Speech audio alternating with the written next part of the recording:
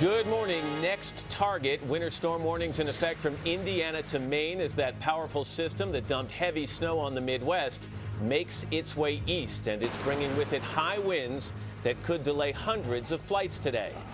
Medical emergency. Heather Locklear hospitalized this morning after her sister called 911 fearing the actress was in danger. What happened and how is she doing? We're live with details. And the big 6-0, this morning we celebrate a milestone, 60 years of today. Good morning, please. Good morning. Good morning. Good morning. Good morning. Good morning. And good morning. Good morning. Good morning. Good morning. Good morning. Good morning. Good morning. From the events that pulled us together to the stories that ripped us apart, from the tragic to the triumphant, we've been with you through it all. We'll toast 6 eventful decades with the people you shared them with today, Friday, January 13th, 2012.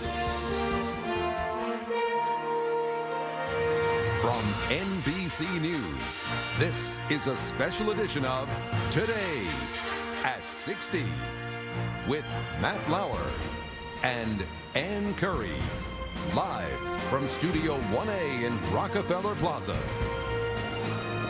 And good morning, everyone, and welcome to a very special edition of Today on this Friday morning. That is New York City's Empire State Building, lit up, as you can see, in the Today Show colors of red, orange, and yellow.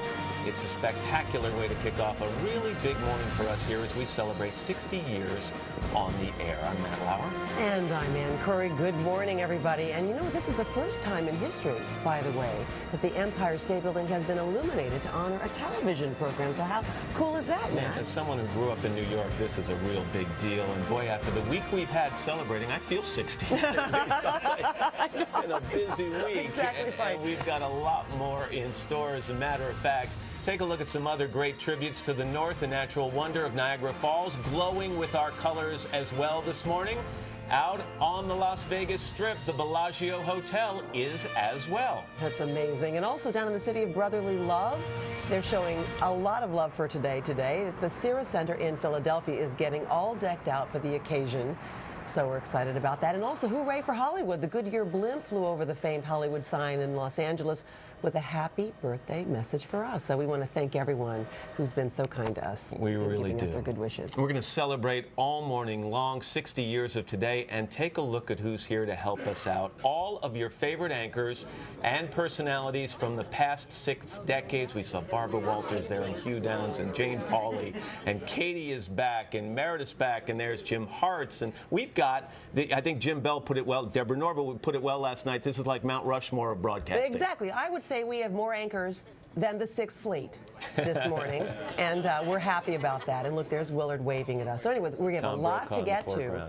It's a big morning ahead, but we want to begin, of course, with what we normally begin with every morning, and that is the news. We've got that winter storm that's making its way from the Midwest to the Northeast, and we want to go directly now to Al upstairs with details on this story. Hey, Al. Okay, well, thanks so much, Ann. And we are talking about a big winter storm that's already dumped anywhere from 6 to 12 inches of snow through the Midwest. This is parts of Wisconsin we're looking at where they're digging out. They got the snow blowers, the snow shovels going, and we've got more to talk about. Let's look at what we've seen so far as these snowfall amounts. Gaylord, Michigan, 9 inches. DuPage, Illinois, 6.4. Chicago picked up 5 inches. They'll probably pick up another inch to inch and a half before it's over. Here's what we've got. Freezing rain advisories, lake effect snow warnings, winter storm warnings, and winter weather advisories from Traverse City, Michigan, all the way down to Bristol, Kentucky, and out to Caribou, Maine. That's what we're looking at. We've got a powerful storm system and a front pushing through. You can see rain here in New York City, but back behind it, snow from Chicago, Green Bay, Alpena, Cleveland, on into Pittsburgh. Snowfall amounts right now, we're looking at some real lake effect snowfall amounts. Locally, between Buffalo and Watertown, anywhere from 12 to 18 inches of snow. Pittsburgh will pick up about 1 to 3 inches. Cleveland, anywhere from 3 to 6 inches. South Bend, Indiana, down to Beckley, West Virginia, anywhere from 1 to 6. So this is a big storm over the next 48 hours. Moves out quickly, but then a lot of cold air comes in behind it. Matt? All right, Al, thanks very much. We'll get your local forecast in a minute, but we turn now to presidential politics and the growing calls to end the attacks against Mitt Romney's career as a venture capitalist. And they're coming from some of the biggest names in the Republican Party. NBC's Peter Alexander is in Columbia, South Carolina. He has details on this. Peter, good morning to you. Matt, good morning to you. What's significant about today is that Mitt Romney will be back in this state again trying to woo the state's veterans, but it's the conservative voters here, the evangelical Christians that make up about 6 in 10 of the voters in the state who actually could fuel a Romney victory here if they continue to split between his competition. Looking beyond the contentious campaign in South Carolina, frontrunner Mitt Romney skipped ahead to South Florida Thursday. Gosh, this feels like coming home to old friends. Where he rallied supporters and raised more cash. Mitt Romney tiene la visión. And Romney is already spending, including this new ad courting Florida's big Latino vote. Soy Mitt Romney y apruebo este mensaje. Muchas gracias. Meanwhile, the super PAC supporting Newt Gingrich hammered away with a new wave of attack ads, targeting Romney's business background at Bain Capital. Mitt Romney, them guys, they don't care who I am. The pro-Romney super PAC fired back. Newt Gingrich's attacks are called foolish, out of bounds, and disgusting. Pressed by reporters, Gingrich kept stirring the pot. Are you attacking Bain or just asking questions? I'm just asking questions, and I'm shocked at how defensive they are. But many conservatives are criticizing Gingrich for asking those questions. Donald Trump took to Twitter to call those attacks on free enterprise a mistake. Listen, I love capitalism. On Thursday, Rick Perry changed his tune, backing off the heated rhetoric he's been using all week against Romney. The vulture capitalist. But Perry himself has taken more than $7 million from venture capitalists like those at Bain since 2000. And Thursday, with conservative commentator Laura Ingraham, he was on the defensive. None of your guys are vultures, only Romney's? Look, Romney's running for president, and his record is... Yeah, you're running for president, too, and you've benefited from these firms. And I don't have a problem with that. And this morning, the already crowded South Carolina field might be getting bigger. Clearly, my fellow South Caroliniacs see me as the only viable Mitt-ternative. Comedian Stephen Colbert considering jumping into the race after several polls showed him leading New Hampshire's third-place finisher, John Huntsman. I am forming an exploratory committee to lay the groundwork for my possible candidacy for the President of the United States of South Carolina. I'm doing it! Drop 'em, Jimmy! During his deliberations, by the way, Stephen Colbert said, "My heart always leads me to me," but it turns out he may be out of luck. The website for the Secretary of State here in South Carolina says that primary write-ins are not allowed. Matt, by the way, add our voice to the chorus, wishing you a big happy 60th anniversary. Peter, thank you very much for that. We appreciate it. Peter Alexander down in South Carolina this morning. Let's bring NBC's David Gregory into the mix. He, of course, is the moderator of Meet the Press.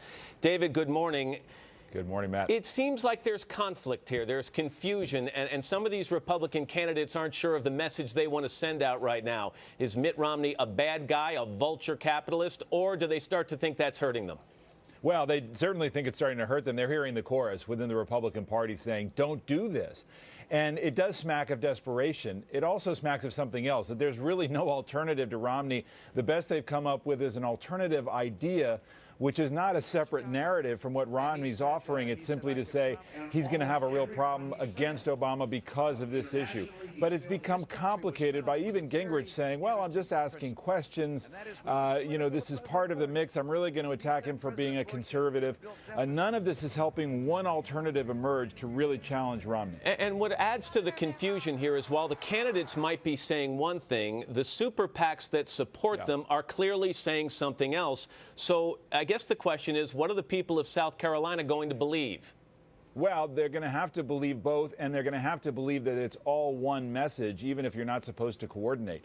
If you're Newt Gingrich, you're saying one thing on the stump, you're maybe backing off the Bain bashing for just a day. You still have a super PAC out there that has this film attacking Romney for his time in Bain, leading that charge. That's going to go on, and voters are going to see all of that. In the meantime, you see this evidence of what numerous Republicans have been talking about in South Carolina to me, consolidation around Romney, some establishment support behind him, leading conservative figures.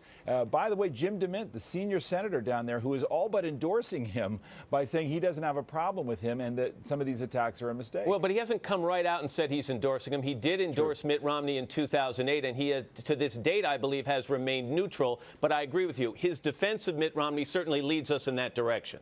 Yeah, no question about it. And could he tip the balance? He could certainly help with social conservatives. He did endorse Romney back in 2008. That didn't help up against John McCain. But John McCain only won with 33% in 2008. And with a splintered field, you look to see a potential result along the same lines if Romney doesn't do even better. Yeah, and if Mitt Romney becomes the nominee, we've talked about this over the last several days. Not only do these attacks hurt him in the primaries, but if he does become the nominee, they could spell trouble in the general election. To that end, take a look at an ad or some footage that's already been released by the DNC. We'll talk about it on the other side. Okay.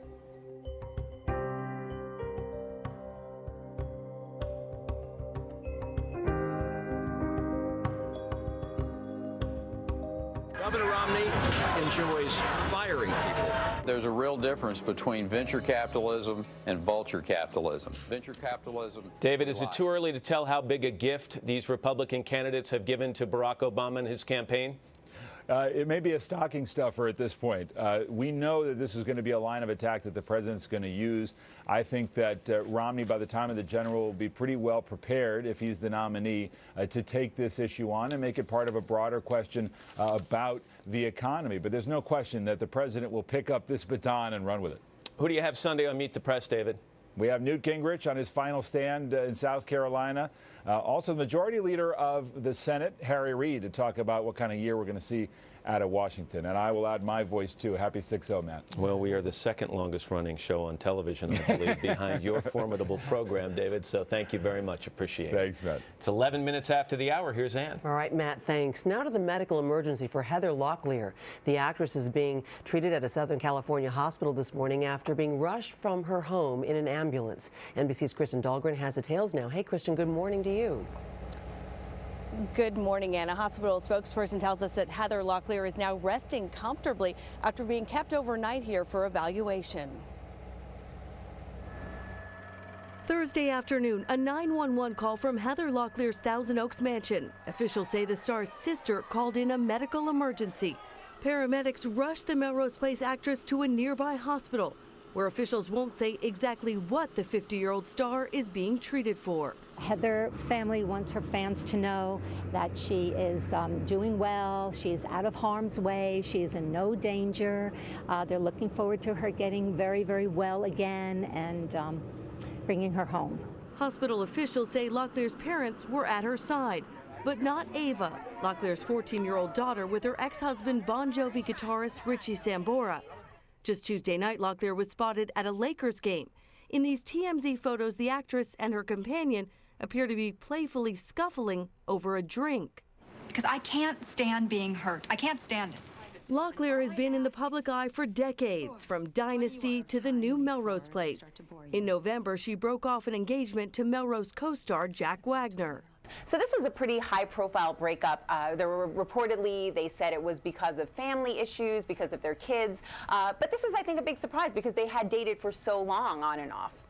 In recent years, Locklear has been no stranger to the tabloids. In 2008, she was arrested on suspicion of DUI, but later pled no contest to reckless driving. Then there was another incident also in 2008 where her doctor called 911, reportedly because of a suicide attempt, but that turned out to be a false alarm, though she did check herself into a medical facility in 2008 to treat anxiety and depression. Now, we reached out to Locklear's representatives who had no comment. The hospital says she's medically stable, though they won't say, Ann, when she'll be released. All right, well, at least that latter bit that she's medically stable is good news. Kristen Dahlgren, thank you so much this morning. Let us get a check of the rest of the top stories of the morning. Natalie standing by over at the news desk. Natalie, good morning to you. And good morning, Matt and Ann. Good morning, everyone. We begin this morning with the fallout from that video of Marines desecrating the bodies of Taliban militants. NBC's chief Pentagon correspondent Jim Miklashevsky has the latest on that. Mick, good morning. Good morning, Natalie. Military investigators are looking into possible criminal charges against the 4 Marines who appear in this offensive video that sent shockwaves around the world. The video, first posted on the internet, sent the Marine Corps into a tailspin. 4 U.S. Marines in full combat gear are seen urinating on the bodies of 3 dead militants. Pentagon and military officials rushed to condemn the video, calling it appalling and outrageous. That kind of behavior is deplorable, and I condemn it. The resulting backlash against the U.S. military came fast and hard. In Kabul, President Hamid Karzai called the Marines' actions insane and demanded they be severely punished. The Pentagon fears that, like the torture photos from Abu Ghraib prison in Iraq, this video could be used to rally enemy forces in Afghanistan. Events like Abu Ghraib and the torture that happened there at that prison certainly acted as a recruiting tool for al-Qaeda. Certainly, we are concerned about any backlash that might occur. But how could this happen? Military investigators will try to determine if there was a breakdown in the Marine command. Our values are maintained by our sergeants and the lieutenants at platoon level. These people are in day-to-day brutal combat. They're young. They turn into animals if you're not careful. If court-martialed and convicted, those 4 Marines could face jail time, Natalie. All right, and Mick, this morning we're reading reports the U.S. has issued a new direct warning to Iran that it must not close the Strait of Hormuz. What can you tell us about this? Natalie, one of the biggest fears here at the Pentagon is that the Iranians are not taking U.S. warnings seriously, and that even a single miscalculation at sea by Iranian forces could lead to all-out war. So the U.S. is trying to make it abundantly clear that if Iran tries to close the Strait of Hormuz, the American military will respond with devastating force. Oh, story that's going to be developing all day. Jim Miklashevsky at the Pentagon, thank you. Newly released documents are revealing that the Federal Reserve was largely unprepared for the housing crisis. Transcripts now show that as Ben Bernanke led his first meeting at the Federal Reserve back in 2006, he downplayed the seriousness of plummeting home prices, saying the nation would ultimately have a, quote, soft landing. Within a year, the collapse of the housing bubble would send the U.S. into the worst recession since the 1930s. Orange juice is staying on store shelves as the FDA says that it is still safe to drink despite containing low levels of an illegal fungicide used on orange trees in Brazil. Coca-Cola, which owns Simply Orange and Minute Maid, alerted federal regulators earlier this week that fungicide residue was present in both its own orange juice and that of its competitors. The government has increased testing in orange juice, prompting rising prices. When you empty your pockets for the TSA, make sure you fill them back up. In 2011, passengers at airport security checkpoints nationwide left behind $409,085.56 in spare change. And guess what? The TSA is keeping it. JFK Airport made the biggest haul with $47,000 in your loose change. And there is a new voice joining the Twitter sphere. That's right. The First Lady has sent out her first tweet. She has already racked up about 250,000 followers in just the last 24 hours and has been welcomed by the Twitterer-in-chief himself, which of course is her husband. She says she is looking forward to staying in touch with everyone, is already using the account to call for a day of service for this Monday's Martin Luther King Day. It is now 7:18. You're up to date right now. Back over to Ann, Matt, and Al. All right, Matt, when are you going to join Twitter? Well, you know, if Tom Brokaw joined yesterday, which he did. Tom Brokaw joined yesterday, right. That's right, and sent his first tweet, so it may be in my near future. Yeah, but his second tweet, Tom Brokaw's second tweet, was about the party we had last night to celebrate our anniversary. The second tweet was, "Where's the keg?" Good. So that is what we have to expect. Tom hasn't changed a bit. All right. Mr. Roker's here with a second look at the weather. That's right. As we check out what's happening for today, besides the lake effect snows we're also looking at air stagnation problems in the Pacific Northwest. Plenty of sunshine through Southern California. Gorgeous day in LA today, 79 degrees. Plenty of sunshine along the Gulf Coast. Lake effect snows and windy conditions as well. Windy here in the Northeast as that front moves through. So airport delays, Boston, New York City, Newark, Washington, D.C., and Philadelphia. That's what's going on around the country. Here's what's happening in your neck of the woods. That's your latest weather. All right. Thanks so much, Al. Still ahead, our anniversary extravaganza is about to kick into high gear because we're going to be celebrating, have we mentioned this, our 60 years on the air with a special reunion over today, Anchors of the Past. Yeah, remember the ad campaign over the years that called us America's First Family? Yeah. Well, we are honored this morning to have a message of congratulations from America's real first family. Take a look. Good morning, everyone, and happy 60th anniversary to the Today Show. So many Americans start their day right here, watching all of you as they're getting ready for work and sending their kids off to school.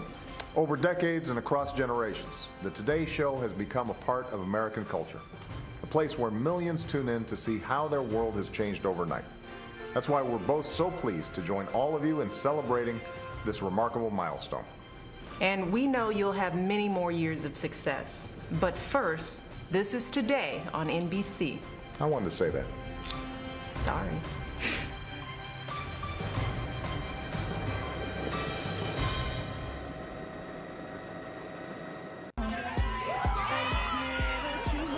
Apparently, somehow the word got out that we're having our 6th anniversary because there's a huge crowd outside. Yeah, and there's a big crowd inside as well, having some fun downstairs on our lower level. We've got a photo booth set up where we're getting some groups together and letting them take pictures. That's a pretty good group right there. How about that? We need to get in on that. Yeah. I know. There's Bryant. Oh, my goodness. How many can fit in that photo booth? Any good party has a photo booth. We've got a spanking tunnel. We've got all kinds of things lined up for this morning. It's going to be a lot of fun, you guys. So that's all birthday just party. I can't, how excited are we? Great shots already. You know what's in that mug? More after local news.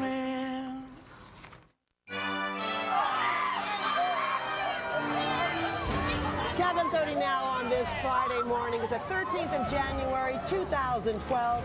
You are looking at the 343. It's a fireboat from the FDNY helping us celebrate today at 60 with Lady Liberty looking in on New York Harbor. The boat is part of the Marine One Division.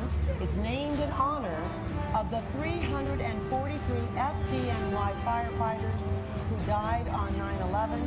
And right now the crew is putting on a spectacular display. You can see the colors just in the distance of the Today Show. There's the Staten Island Ferry. I know, for us. So I know, and it also looks to be the right color. Exactly. Right? We're very excited about this. I mean, how nice is it that everyone has done this for us? Meantime, outside here on the plaza, I'm Ann Curry along with Matt Lauer, Nat Roker, and Natalie Morales. And you know, New York City is our home here on the Today Show in many ways. It's kind of the 5th cast member at times, and so we are honored to have the mayor of New York City, Michael Bloomberg, with us this morning. Mr. Mayor, great to see you. Great. Come on, bring it. Bring it, Mr. Mayor. And you brought a gift? I did a gift. This is makes Today Show Day official, and it's the only proclamation I'm giving out today that makes this the Today Show Day. But it starts out talking about 1952. None of you were born. I was 10 years old, Dave Garraway, and look how far we've come. Wow. Well, amazing. as I said, New York City really is kind of a 5th character on this show, and this area has become a great tourist destination, which I know you're proud of as well. This show, I think, sets the standards for a lot of other television, and you should be very proud, and all the people that worked here over the years. You're really sweet to say. You're really sweet to say. Well, But can I tell you, I'm just excited because our name, you guys, is on the proclamation. It says your name in there. If you're really nice to me, we might be able to get you an extra copy. Wow. But We don't have to go to Val Kinko's? delivers good weather for us. We promise. That's anyways, congratulations. Thank you so much. Thank you, sir. Mayor Michael Bloomberg, it's great to have you here. Thank you very much. Okay?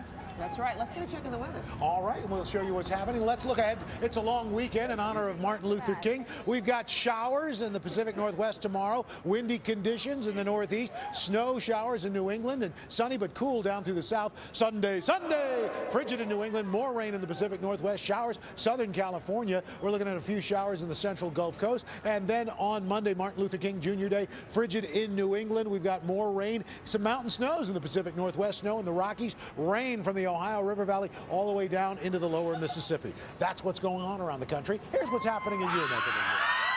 Al, thanks very much. It's about the wind this morning. Most of the showers have moved north and east of the city, but look what's going on out to the west. It's changed over to some snow in Warren, portions of Hunterdon County as well. Some wet snow out there in the form of some snow showers and flurries, and that'll be the case through the morning hours. So maybe a stray shower going to a flurry, but it's wind all day, gusting near 50 miles an hour or higher. Temperatures fall from the 40s into the 30s, then 20s tonight as it dries out. Upper 30s at best tomorrow, only upper 20s with sunshine Sunday. Upper 30s Martin Luther King Day, then warmer with some rain by Tuesday.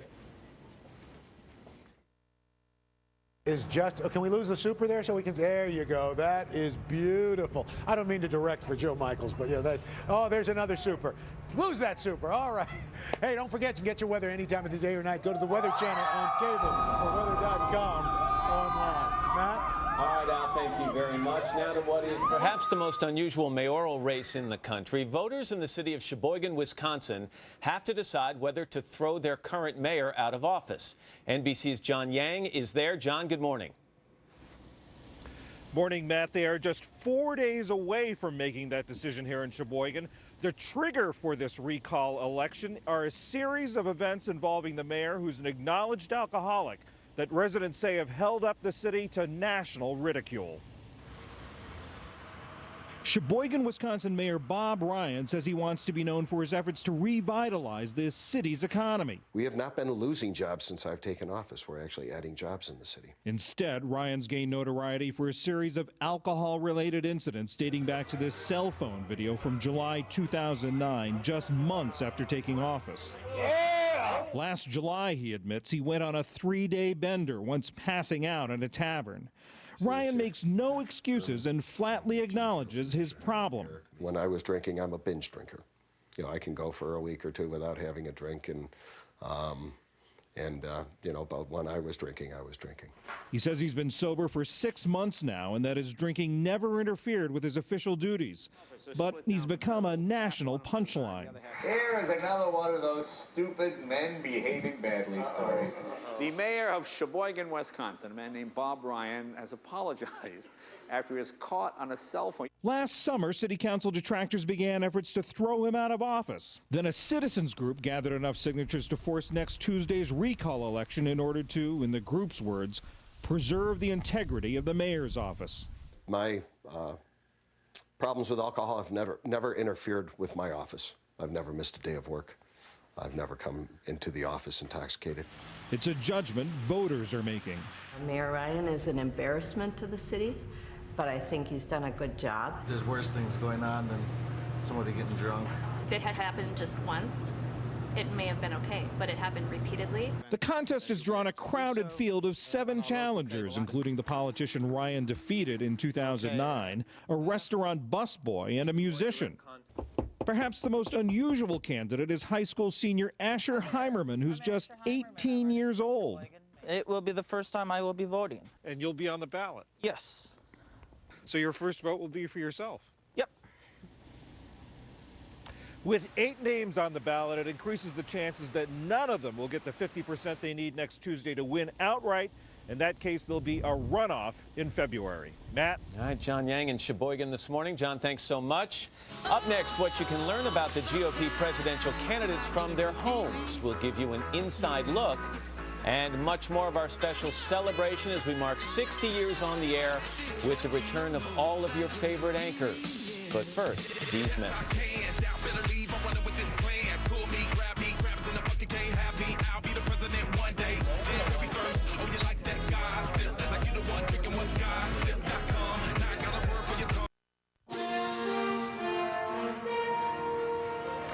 Back now at 7:40 with an unusual look at the GOP presidential field. Each of the candidates hoping to defeat President Obama, move into 1600 Pennsylvania Avenue. But what can you tell them, about their current homes? We've got today real estate contributor Barbara Corcoran. She's here with an inside look.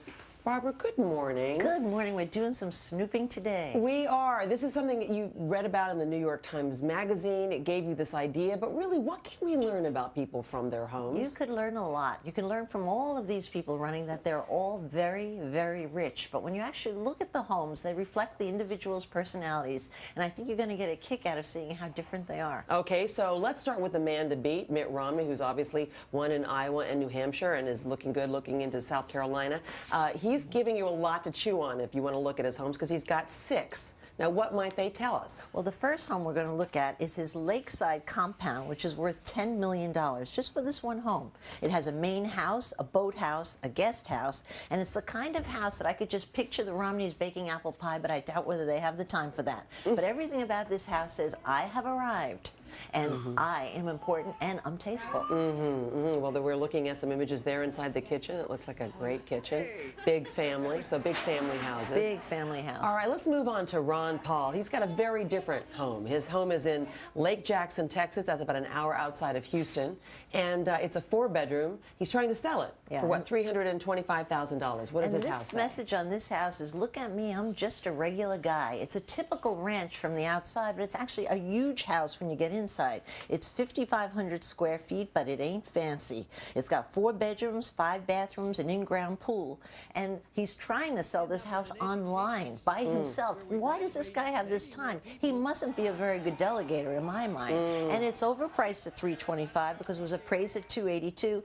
And the next time he takes those shots, you ought to get a new umbrella, some new lawn chairs, and clean the place up a little bit. Oh my goodness, you're going to get a call from him, I think, pretty soon. Okay, now we've got John Huntsman, who's got the former Utah governor. He now lives in D.C., and he's got a brownstone, right, essentially, a beautiful brownstone. A mansion townhouse, one might say. And yeah, look at that. It's actually pretty large, and it's got apparently a lot of art. It has a lot of art, a lot of formality, looks a like lot something of out of expensive Architectural furniture, Digest. of course. Well, this is actually his parents' compound in Deer Valley, Utah, and actually it has, believe it or not, 12 bedrooms, 16 bathrooms. It's a ski chalet, and it's on 63 acres, and it's worth about $50 million.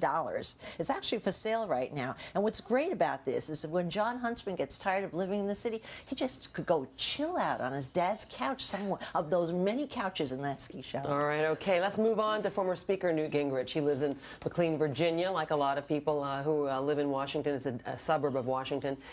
This house is also near where Dick Cheney lives, and you say he's a good real estate investor. He certainly is. You know why? He bought that house in 1995, for 12 years ago, just about, and pardon me, he bought it 12 years ago for $995,000. Right now, it's worth so much more because he bought it in the best part of the best town where all the power brokers live. So that's a house he's always going to do well with. All right. Rick Santorum has a house also in Virginia, and he bought it after he left the Senate in 2007, and it's in a town called Great Falls. Sounds like a nice name. It's not only a nice name, it's a nice investment. It's the most affluent town in America, bar no other town. So this guy has bought the top of the line. He paid $2 million, and it was recently, sadly, assessed for only $1.4 million. It has a sprawling 4 bedrooms, 5 baths. It's got a center hall colonial. But the highlight in my mind in this house is the amazing gable dormers, the 3 chimneys, the portico, and the long, long, long driveway, which says, I am rich. Okay, all right. Then let's move on. Last but not least, let's talk about Rick Perry. He, of course, lives as a governor in the governor's mansion, but he did actually have to move during some reconstruction. So Yes, what happened? Where did he and go? his wife had to move up the hill, and they didn't just move into any old temporary home. They moved into a 3.5 acre estate that's so secluded that no one could even get a picture of it. It's $9,900 a month. That's the governor's mansion. I mean, honestly, he's going to have a hard time moving back into that governor's mansion after he gets through with this rental. It's got more bells and whistles than any house I've ever seen, and he's temporarily living there. While you just talked about all the differences, there are some commonalities. Of Briefly, course. what are they? You know what they are? They're all big, they're all wealthy homes, and they're all traditional. And that says, I want to be president. It's going to be easy for them to move in the White House. All right, Barbara Corcoran, thank you so much. A rare look, My pleasure. an unusual look at our presidential field from the Republican side. And just ahead, we're going to kick our Today at 60 celebration into high gear with a special reunion of all the anchors you've known and loved through the years. But first, these messages.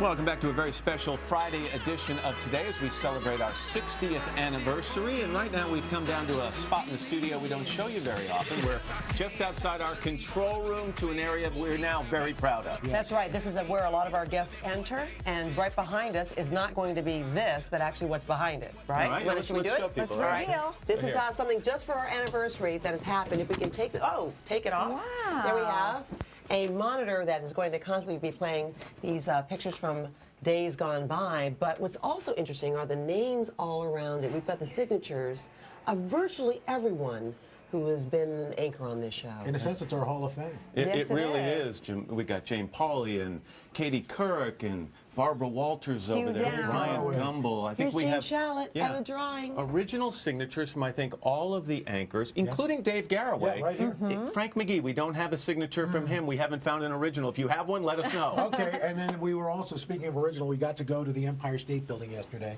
and ceremonially flipped the switch that lit it up for all those fabulous Today Show colors, which was kind of fun. It was great. And of course, there we go. And this whole week has been all about this great celebration. And last night we had a party as well. And boy, was it a party. Woo!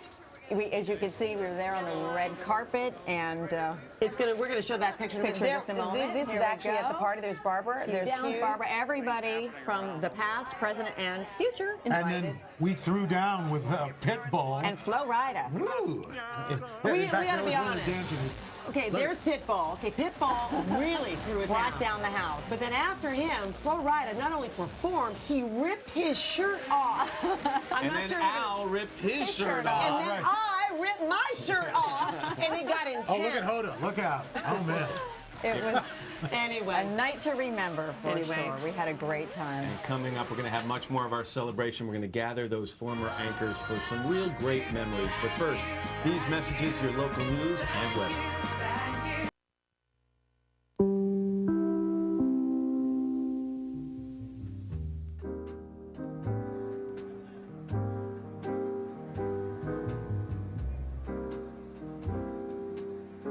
This is a new program. If you've just arisen and find your TV set working instead of a test pattern, called Today from the NBC Communications Center in Radio City, New York, from the RCA Exhibition Hall on 49th Street, if you know where that is. We have several amazed people on their way to work looking at us through the big glass windows of this spot. You may see it yourself sometime. Recess time right now for a minute.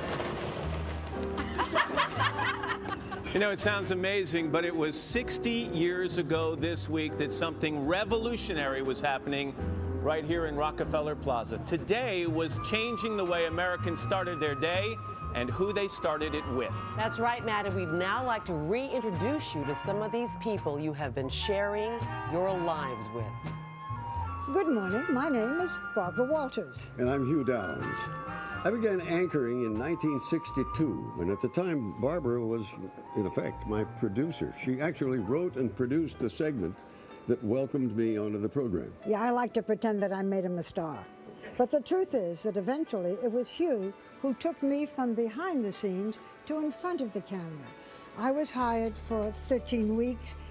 I stayed on for 13 years. And when Hugh left the program, newsman Frank McGee became anchor. It wasn't as good an experience for me because he didn't like sharing the chair with a woman as Hugh did. And he didn't want me to participate in any of the news interviews. We finally compromised with my being able to come in and ask the fourth question. Well, more important to the program, in 1974, I became the first female co-anchor of Today, and I'm very proud of that. And since then, every woman on Today has been a co-anchor, and they have been great. Who are those people? Yeah. Hi, I'm Jim Hartz. I was Barbara's first official co-anchor. You know, I still get up. Somebody reset my biological clock at 4 o'clock, but it's really nice being up at that hour, knowing I don't have to be cute and don't have to say anything clever at 7 but you o'clock. are cute and clever. I'm confused. I thought I came here to audition for Dancing with the Stars.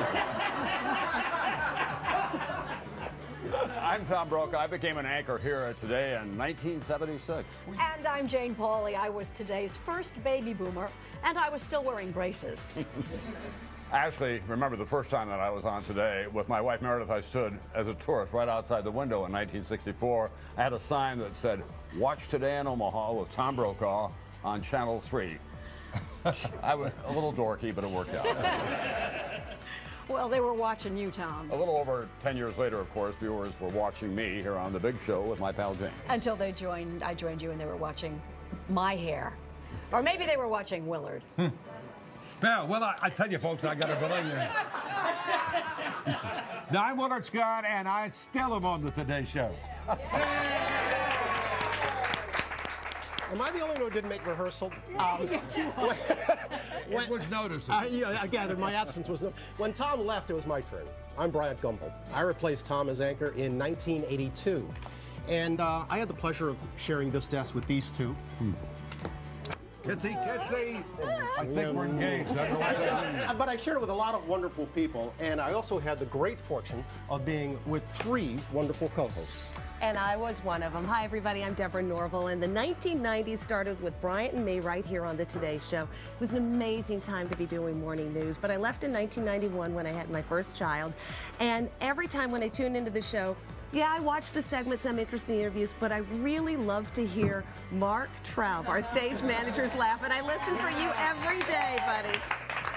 Point well taken. You know, I spent 15 years here interviewing everyone from presidents to pop stars, but that's not what I miss the most. I actually miss the guys in the crew. Mark, Ropes, Dee, Bellis, Jimmy Straka, all the guys. It's like, oh my goodness. I thought you missed me the most. They actually let you in the building? Yeah. It's a temporary ID and it expires in 15 minutes. So. Anyway, I'm Katie Couric, and I started anchoring the Today Show, co-anchoring in 1991. I never in a million years imagined I would get a job like this. I used to watch Jane and Tom when I first got into television. Ever since you were a baby girl. And also you, Brian, as well. So it was 15 wonderful years for me as well. Okay, let's go now. I'm Al Roker. I've been telling you what's in your neck of the woods since 1996, and sadly, they haven't figured out how to get rid of me yet. They haven't figured out a way to get rid of a lot of us. I'm Matt Lauer. Actually, they want to talk to you after the show. And I've been with this show in one way or another for 18 years. That's right, Matt. And I'm Ann Curry. I took Matt's place as news anchor in 1997, and so clearly some of us are holding on for a place on that Smucker's jar. Is this the time where we cue Meredith? Yes. Yes, sir. Yes. Very, very funny, Ryan. I mean, Matt. I'm Meredith Vieira. I joined the circus in 2006. I left last summer, and I just thought the show had been canceled. So I'm so excited that we're all still here. And so here is a look at the rest of the team. Yes. With Natalie and Hoda and Savannah and Kathy Lee. And as we widen up, take a look at all of the hosts of this show over the last 60 years.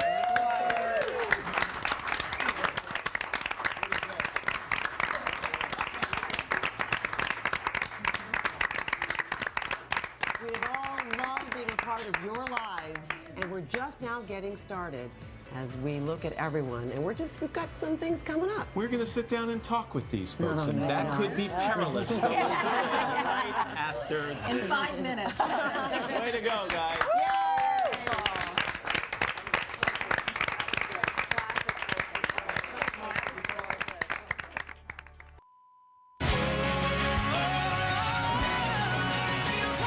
Back now at 8:08 with more of our special Today at 60 celebration. You know, during the past 6 decades, we have been with you through national tragedies and international celebrations. That's right, and in just a moment, we will talk with them, about them with our former anchors. But first, now a look back at the joy and sorrow witnessed here on Today since 1952.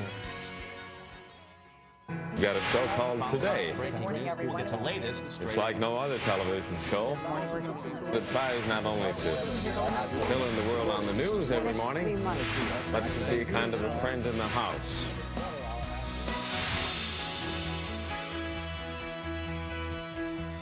Well, here we are. Good morning to you. The very first good morning of what I hope and suspect will be a great many good mornings between you and I. This show has been a witness to so much of what has shaped our lives over the last 60 years. Today. Welcome today. Some of the most inspiring people have been on this broadcast. It was a great invention of Pat Weaver to come on and put something on at that hour. Dave Garroway was a master communicator. He could talk to people. He, in a sense, was a showman. You know, the window was his ring. See, we're in a big glassed-in kind of fishbowl here. We can look out the window, as you see, and see the people who are looking in at us anytime. Another member of our cast is a very hard-working fellow named J. Fred Muggs. He had a chimpanzee. Do you remember me? Oh, well, thank you. There was a time on this show where women were viewed as the Today girl. Girl is everything. Back in those days, the women on that show were the ones that were being chased around the desk. And then there was Barbara sitting at the desk and commanding attention. Barbara Walters here this morning. Barbara Walters was a true trailblazer. I dodged your question. You certainly have. I know what one candidate said about you. Blame it on Katie Couric, and I don't want to get in a fight with you. No, that was I was trying to prove my manhood. What did you, as women evolved and women took a more prominent role in the workplace, we took a more prominent role on the Today Show. Every woman on the Today Show is now a co-host. That's my legacy. A news and special events program geared to keep the people in touch with the world. It was the first television interview with any president. Now, this is a great country, and I think it deserves the best of all of us. Every single major news event in the history of these 60 years has been on this broadcast. The Eagle has landed. A guy came tearing out of a door with a big, long piece of paper, and he said, "They got Kennedy." The President of the United States is dead. These are the honor guards who have been guarding the casket of President Kennedy. When I interviewed Dr. Martin Luther King Jr., I realized he was not working for the black race. He was working for the human race. Dr. Martin Luther King died violently last night. It was a very turbulent time in America. It was the Vietnam War. There were the riots. We probably did more on Watergate than any other program. His resignation as the 37th President of the United States takes effect at noon today. Why, when he had it all, did it happen? People turned on the Today Show to see if the world was still there. We were the reassuring faces. I started watching the Today Show in the 70s with Jane Pauley and Tom Brokaw.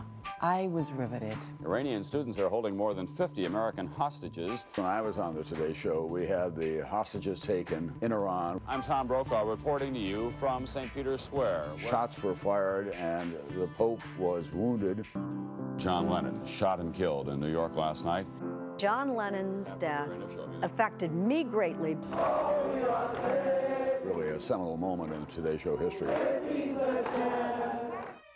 It's kind of like the open square where news is passed along. The U.S. military buildup here in Saudi Arabia. We were the first ones over there for Desert Storm. I still can't believe that I'm going to actually be going into that shuttle. The space shuttle tragedy forever in our memories. My reaction was the teacher. The wall in Berlin physically does still stand, but it no longer is a barrier. The Daily Oklahoman speaks of a morning of terror. And indeed, that's what we've had. On this show, we have covered so many historic moments, so many joyous moments. Splendid morning. Here we go. Yeah, that's it. So many tragic moments. We want to go live right now and show you a picture of the World Trade Center. Those planes hit those towers on our air. Firefighters and police officers are frantically. I have never felt so much responsibility in my life. It was clearly a turning point in my career. I think it was a turning point in the history of this show. We are living through another day of infamy for this country.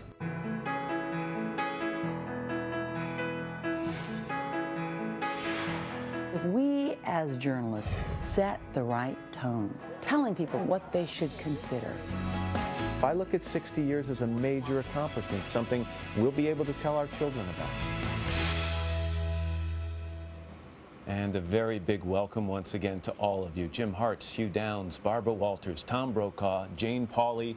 And Deborah Norville, Brian Gumbel, Katie Couric, and Meredith Vieira. Good morning. Good morning, everybody. Everybody. Nice to see you. You all spent time here. You all went on to do other great things in your careers. But let's just start, Barbara. What was different about your time at Today?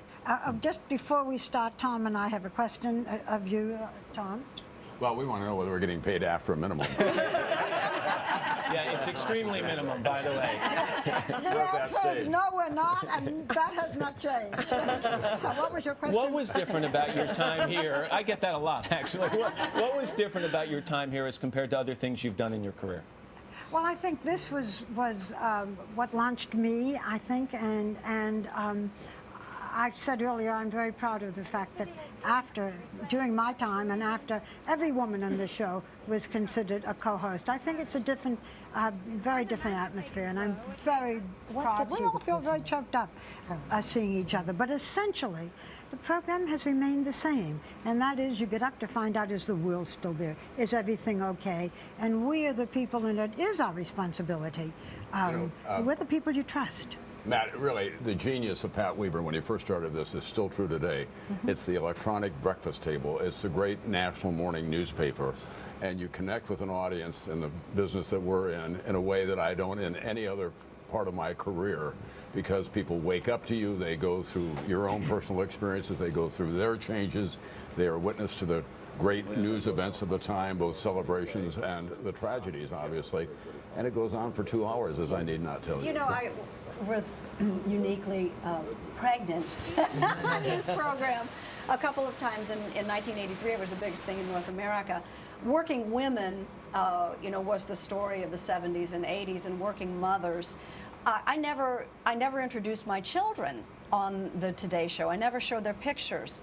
But that connection between the audience and the family on the show is such that people still ask me today, how are the twins? And I think the thing about that is the rhythm of the show. People set their daily routines by the routine that we set here on the Today Show. At 7:07, when that first interview was beginning, if they haven't gotten the kids up for bed, they're going to be late for school. At 7:21, when local news happens, if you don't have your makeup on, you're behind. And that becomes ingrained in people's daily lives. When Pat Weaver first came up with this idea, and somebody said, "Are you nuts? Nobody's going to tune a television set on at 7 in the morning." He said, "No, they won't if you don't put a program on." I like to think that I set the tone for where in the world is Matt Lauer. Oh, hey now. In 1975 and 76, I went to every state in the Union for the Bicentennial Series, and we did a live show every Friday morning.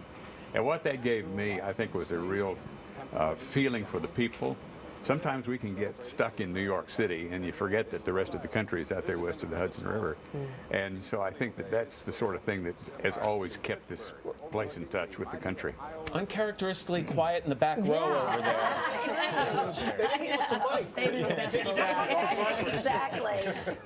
You know what? One of the things I'm proudest of, Matt and Ann, about my participation is not only the people on camera, but behind the scenes. We have some of the best producers and bookers. I remember, and we could cover these stories at breakneck speed. I remember being at a Broadway matinee, and Jeff Zucker, who was our executive producer, called me and said, "You need to go to Littleton, Colorado, and cover the shooting at Columbine High School." Just barely 12 hours later, or maybe 18 hours later, I was sitting with Michael Scholes, who had lost his son Isaiah, and also Craig Scott, who had lost his sister Rachel Scott, in the pitch dark, freezing Colorado morning. The snow was falling in the background, and it was so immediate and so raw, and it was so profound to actually see these two people coming together in their grief. And I was so proud. I was really just the conduit for the interview, but that we were able to get these people to share their stories so immediately after their losses. And I think that when so many people in America were watching that, they felt a coming together. So it was a really important moment. So as you think about it, go ahead, Mary. I was going to say the moment when I realized how important this show is to everybody out there was Virginia Tech. Yeah. And we had been to a candlelight vigil during the evening, and one of the students came up to me and he said, "Can I just get a hug?" And in that moment, because he's so connected with us as family, and his mom and dad were not there, and he was so sad because of what had happened, that I was sort of a surrogate mom, or this show was a surrogate mom for him, and that hit me. Yeah, a member of his family. You know, Matt, in more ways than one, I'm kind of the oddball here in that when I first came aboard, I'll second that. when I first came to the program, I had never been a regular viewer of morning television. I mean, I think as most people know, I was coming from the world of sports. Yeah, you got up at noon. I got up at noon. And he still does. And as Tom and Jane can tell you, there was a bit of resentment that a guy from the sports world was coming over to sit in the hallowed chair that Tom had occupied, and I'd be lying if I said it was a wonderful transition. But I remember when it struck me, we went to the Soviet Union, which we now take for granted that programs come from Russia, but back then that hadn't happened, and it also was the first time that they'd seen somebody who had always been talking to linebackers and quarterbacks talking with the heads of the Kremlin. And it was a breakthrough time, and that was when it kind of first dawned on me that maybe this job is something special. I have we did the first satellite broadcast all that time ago. The first of a regularly scheduled program. I was in France. You were at Buckingham Palace. We said, "Cue the Pope." He came in on time. Because this is a show that's always traveling. It's a family show, it's a news show, and it's a show that shows you the world. I made no secret of the fact that I watched that man there, Bryant Gumbel, and Tom, and everybody else very carefully before I ever had this job. Who did you all, of the hosts that are here, who did you spend the most time watching? Frank McGee. Did you? Oh, yeah. Really? Yeah. Well, he was on right before I was, and he was an old friend of mine from Oklahoma. And so he was, you know. I grew up with Dave Garroway. It was a revelation. I lived in such a remote part of the country that we didn't get television until 1955. And for that to come into our living room, I was going off to school, my mother to work, and we would sit and watch Dave Garroway, who was a maestro at what he was able to do. And to do it in the way that he did. And it elevated everybody in the country, especially in the heartland, because you got to visit cultural sites and go to Washington, D.C. on a daily basis over the breakfast table. And I think that that's when we all began to think in our own way, gee, that's a world I'd like to be a part of someday. And I used to watch Jane, you know, as I said, and I would model my hairstyles after Jane. But no, she was in many ways my Mary Tyler Moore. She was such a role model for me because, and Barbara, of course, who paved the way for all of us. But, you know, we saw possibilities for women in not only in television, but just in the working world through these women. Exactly. I don't know that any of us watched and ever imagined, you know, watching Jane or watching Bryant and Tom and thought one day I could be sitting there. One day I would have that job. I don't think any of us would have dared been so Actually, bold Tom and I were together at local news. Tom and I were together at local news in L.A. back in 19. And really, I mean, if you would have asked us back then, could both of us wind up sitting here? We would. Probably the odds were enormous. And I watched Captain Kangaroo. So. Mr. Green Jeans. Exactly. Hugh, you didn't weigh in on this. Who were you watching, sir? Well, Garroway, of course, with whom I'd worked in Chicago a lot in radio, and then a little bit of television there, and then he moved to New York to do in '52. So I watched him, and I admired his approach was so easygoing and so ad-lib, literally, that it was a little bit new then, because a lot of people that I knew in television at the time had what they would call an air personality. The audience never falls for that. You've got to be yourself, or you're dead. So Garroway was a model. Well, you're not going anywhere. We have not released you yet. We've got more work ahead for you. We're going to talk about some of the fun that we have all had, specifically you folks, over the last 60 years. But first, let's take a look at these messages.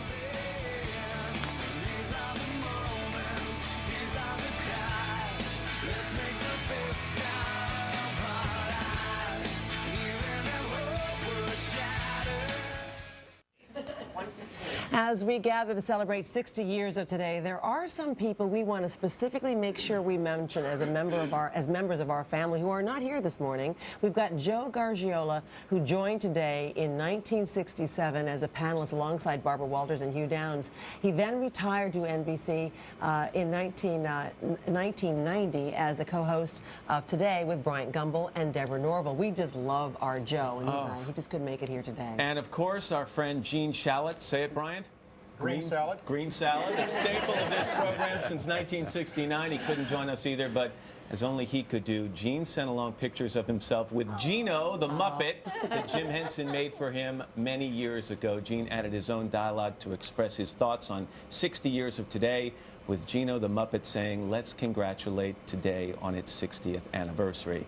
And Gene says, "You're no dummy." Gene, we miss you. That's right. Gino goes on to say, "Let's welcome the Today alumni to the 60th anniversary."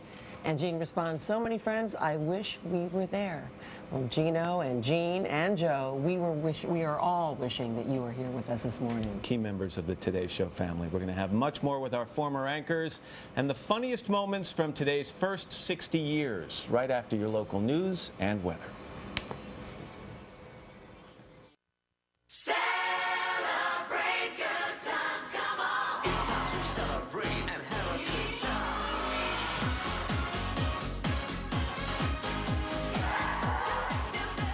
It's a celebration. Let's celebrate. Let's celebrate.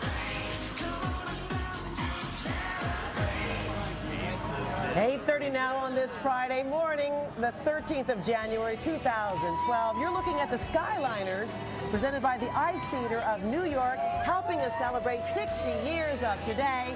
And I don't know if you can see it, but they have made a 60 on the ice this morning, and we thank them for that. And it must be a little cold out there. Anyway, outside of the plaza, I'm Ann Curry alongside our entire Today Show gang. We've got Matt Lauer and Nella Browse, photocopy, and Kathy McGiffin. What can you say? It looked like an interview. Well, it's the angle, honey, baby. They've been out there freezing their butts off all morning. You're going to criticize them now? Appreciation. Hey, coming up, we're going to talk about the lighter side of today. Our archives are absolutely filled with flubs and bloopers and blunders, and those are just from the last week of Mona and Kathy Lake. But we've got some others, and we're going to share those with you and talk to our former anchors about those a little later on. That's Thelma and Louise, right? That's right. Then, of course, we're going to be talking with them about what they miss most about today. And then we have a lot more surprises in store for you ahead as well coming up. All right, but first let's get a check of the weather, and it's blowy, it's blustery, it's very cold for those people on that ice. Absolutely. Let's look at your Martin Luther King Day Jr. weather weekend. Showers in the Pacific Northwest. We've got some mountain snows there. Lake effect snow, the eastern Great Lakes, frigid around the Great Lakes, sunny and cool. Sunday, it's going to be sunny and cool. Showers down through Texas. Wet weather in the Pacific Northwest. Frigid in New England. Then on Monday, that cold weather stays there. We've got rain from Ohio all the way down into the lower Mississippi River Valley. Some showers in the Pacific Northwest and mountain snows through the Rockies. That's what's going on around the country. Here's what's happening in your neck of the woods.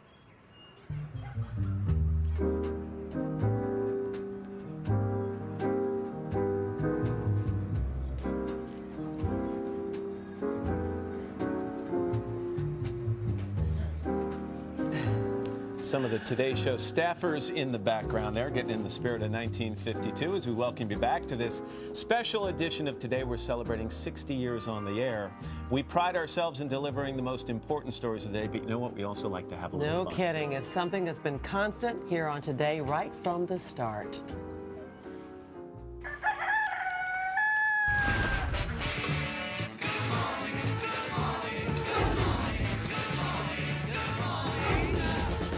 The question I get more than any other question is, what time do you wake up in the morning? What time do you get up? What time do you get up every morning? Holy smoke, look at the time. I got up at 4:10. 4:10. The alarm clock went off at 3:30. I was afraid the alarm wouldn't go off. A decade of chronic lack of sleep. I did not like getting up at 4 o'clock in the morning. Get your own cup of coffee. But I did like doing the show. A good bit of what television is all about is bringing people into houses all over the country. Today Show is your window to America. Welcome to Studio 1A. We've gathered a pretty good crowd out here. I love the part where we come out and talk to the folks. Can we say hello to our 3 children watching this morning? Right now, there they are. I want to say a happy 35th to your mom and dad. It affords us this incredible variety of subject matter. This year, vinyl is the most exciting new fashion fabric.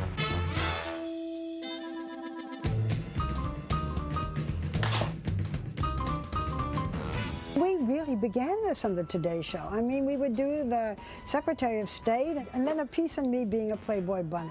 You make a very cute bunny. You had to shift hats back and forth. One day, I interviewed Joe Biden. On the same day, I interviewed a dog who would say, she doesn't want to stop saying I love you. I remember one time I interviewed Yasser Arafat, Howard Stern, and Miss Piggy in the same week. Anything can happen. It's live television. We try very hard to bring every kind of person who's in the news. I'll just tell you what you do to imitate Betty Davis. It's very simple. Pizza!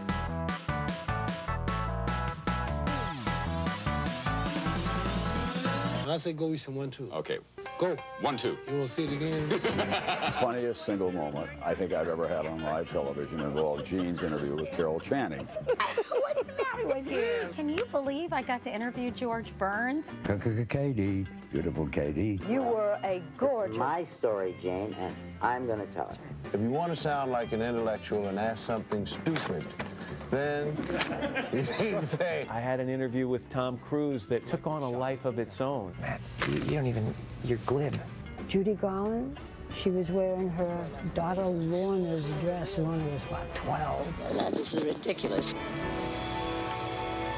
We're going to ride down the Champs-Elysees, one of the most beautiful streets in the world. This is Today from Mexico. We are in Pearl Harbor. Bun venit in Romania. Ohio gozaimasu. We took people all over the world.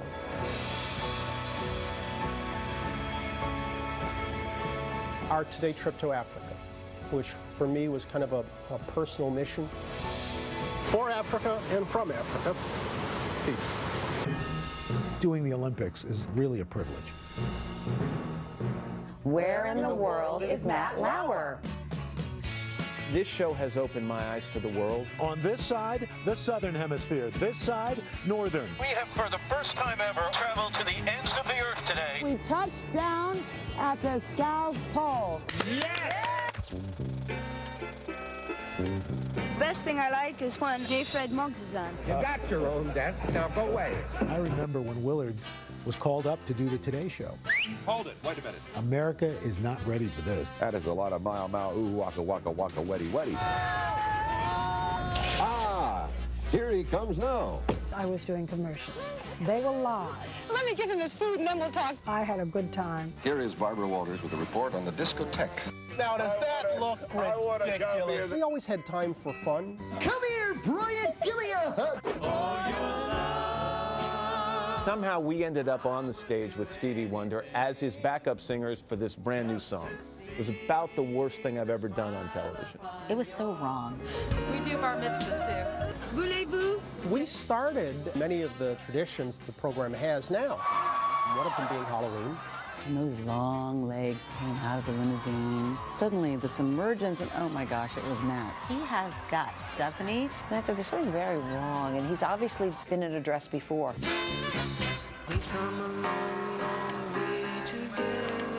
There's so many people who work on our show. They're the doggonedest, most wonderful bunch that I've ever worked with. The crew was an integral part of the program. This staff is so incredibly talented. And I think it's one of the things that's made this show great over the years. Wow, and coming up next, we're going to be talking about some of those fun moments and much more with all of today's anchors. But first, this is Today on NBC.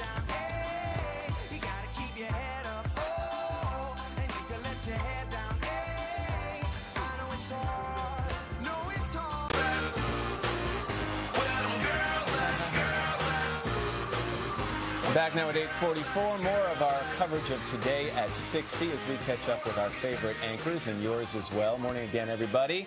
We just saw the fun moments, all right? You know, where one day you're interviewing a president, the next day you're flying on a wire like Peter Pan across the plaza.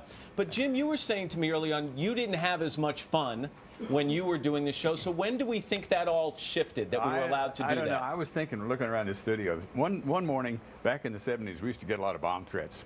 And occasionally they'd bring a dog in who would sniff all around the place, you know, and they'd walk out. One morning, Barbara and I were sitting there about a minute before 7, and the dog came in, and she was reading a paper or something. She said, "What's going on?" I said, "Well, there's been a bomb threat."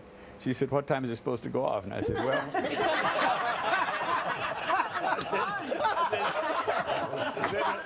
7 o'clock, and judging from the list today, it's going to last till about 9. Can I mention something that we all go through, even today? Okay, because this show is live, and there are certain times when you have to go to a station break or a commercial, and you got to shut the guest up, right? How do you do it? So I used to say, well, what I will do is when I touch your leg, okay, Tom?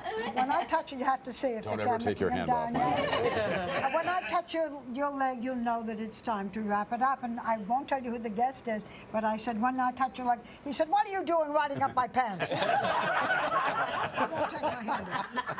I think my favorite guest that we had on in terms of the spontaneity of all, Alan Arkin, was a very reserved actor, and he came in and he was scheduled to be on in the first hour at some point. I went in to say hello to him, and he had very little to say. He's a great yoga master, and he was sitting there very quietly. And then we had a segment drop out, so they said, "Get Arkin in there now." And it's 5, 4, 3, 2, 1. And they drag him into the studio, sit him down. I begin the interview, and he said, "Wait a minute. Wait a minute. 15 seconds ago, I was standing at the urinal in the restroom. My hands are still wet. A woman came in and grabbed me out of there, and I'm on the Today Show." Oh, live! And you just reminded us of that story. Thank you so much. Speaking of urinal stories, since we're on the subject, just tell real quickly the story about the nervous guest. You know, Go ahead, real quickly. I don't know how you say this Real diplomatically. We were taking a break, and I was in a stall in the men's room. That's okay, for a starter. And I realized I've got to get back out there in like a couple of minutes, and this guy comes in. He's going to be on in the 8 o'clock hour. And I'm listening, and he's looking in the mirror, and he goes, "Well, Mr. Gumbel, I believe." And he'd stop me and go, "Mr. Gumbel, I believe." Well, Mr. Gumbel, he's rehearsing. And I'm thinking, if I walk out of this stall, this guy's never coming on. He's never going to make it. So I'm waiting, and I'm waiting. I can't make my presence known. Finally, the guy leaves, and I hustle out. I barely made it back to the set. Jim Stryk is like, "Where have you been?" I'm like, "You don't want to hear that." Sure enough, 15 minutes later, I asked the guy the first question. He goes, "Well, Mr. Gumbel," I almost laughed in his face. I think the animals were always things. You never knew what was going to happen with the animals. And Jim Fowler would come and bring the things, and they'd be on your head. They'd be taking your jewelry off. They go down your shirt. They go down your shirt. I like that. But it's, you know, they have claws and they bite. It's a little worrisome. We were not there when Dave Galloway had as his, instead of the Today Girl, he had a chimpanzee. Remember, everybody? Yeah. Of course. Jay Fred Mudd, very big star. Yeah. You know, whenever I'm asked what's the weirdest thing that happened to me on Today, this pops into my mind because it really is a weird story. But we were in the Florida Showcase. We needed a piano for an upcoming musical, one of the first musical features that we had. And we had ordered the piano, and the piano arrived. And now, and 2 guys came in. They had a bill of lading and everything. And we signed stuff and everything. And the guy said, "Okay, when you bring your piano in, you put it over right there near the window." And the guy said, "Okay." And he said, "Bring it in." And the other guy said, "You bring it in." He said, "I don't have it." He said, "I thought you had it." They lost the piano. What is it that you guys miss the most?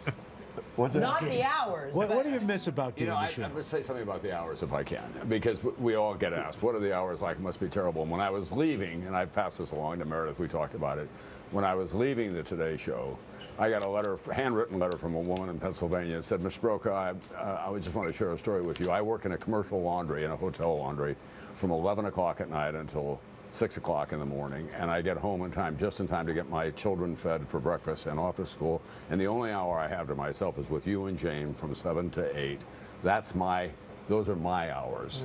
I don't get paid nearly as well as you do, and I hope you think about that. And I pass that along to everybody afterwards, saying, not complaining about the hours anymore. What I liked best about it was, and it came to me a little bit later, was that you got up and the most important thing you were going to do all day long came right away.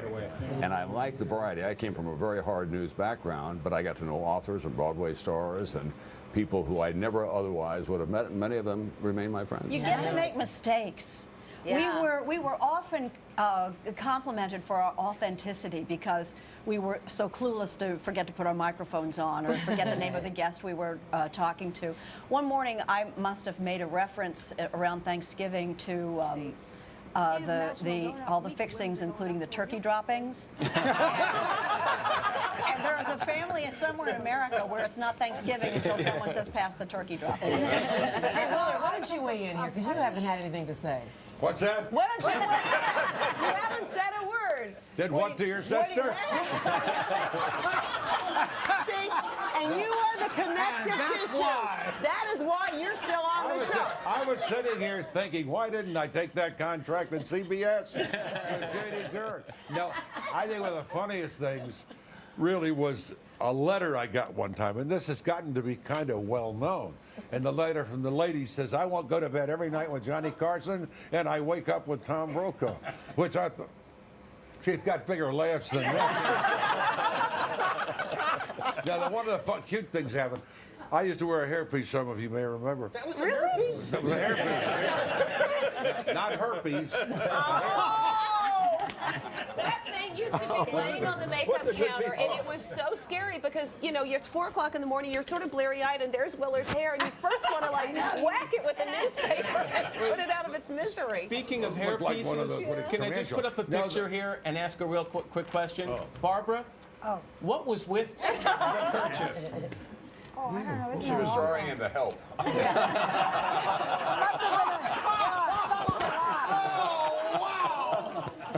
Oh, boy. I've had other jobs. There is no better show to work on than one of the morning shows. You meet everyone. You have an education. I think it's the best job on television. As an on-air person, you have a lot of creative license, you know. I mean, imagine me asking if I could get a colonoscopy on the Today Show. And I had 2, a mammogram, but I did draw the line at the pap smear. And you also missed the time cue over there, which is pretty normal. We have to take a break. More of our walk down memory lane in a moment, but first, this is Today on NBC. It's been a long time waiting for this moment.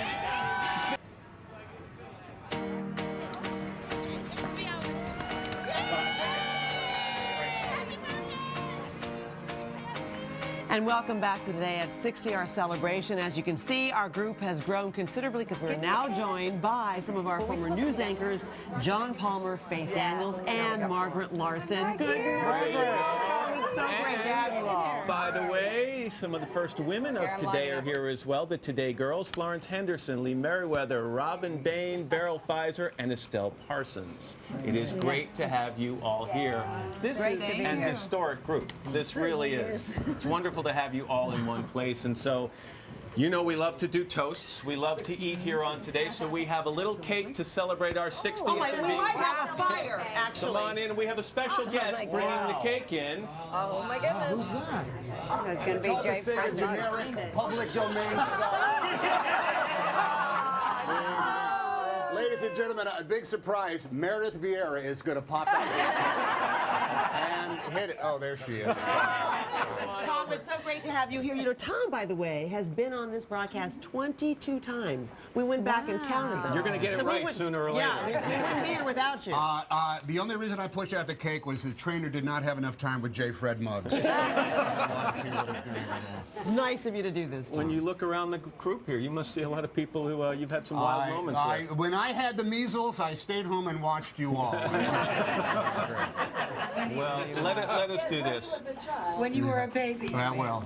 Let us just say this, that here on this show every morning, of course, we wake up and we put a show on the air for our viewers, most important people. We try to uphold their standards. But I want all of you to know that all of us here each morning who now occupy these seats, we think of you all every morning. And we try to pay tribute to the hard work you've put in over the years, and we try to honor your legacy.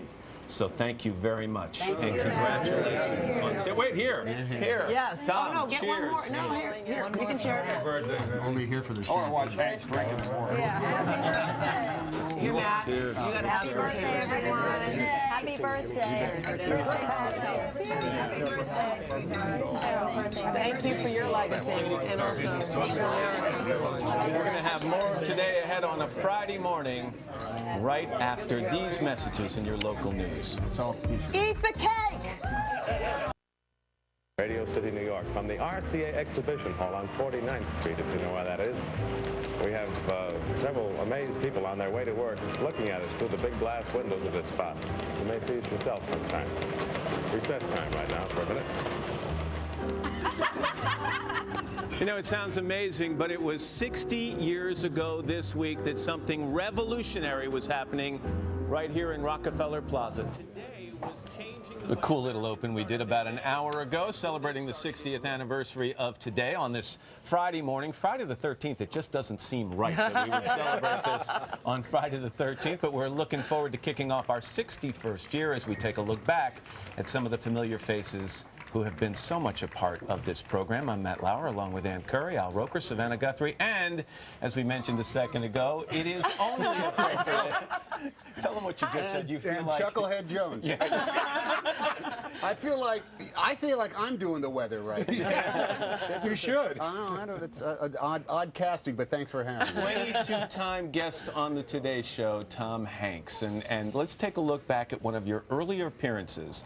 It was talking about a little-known movie called Now, the Dragnet. big news is that Tom Hanks does not get the girl for the first time at 364 movies. Well, I don't get the main girl, and that was actually one of the reasons that I was intrigued by the script after playing this I don't know, rake countless times who ends up in bed about every other scene in some of these movies.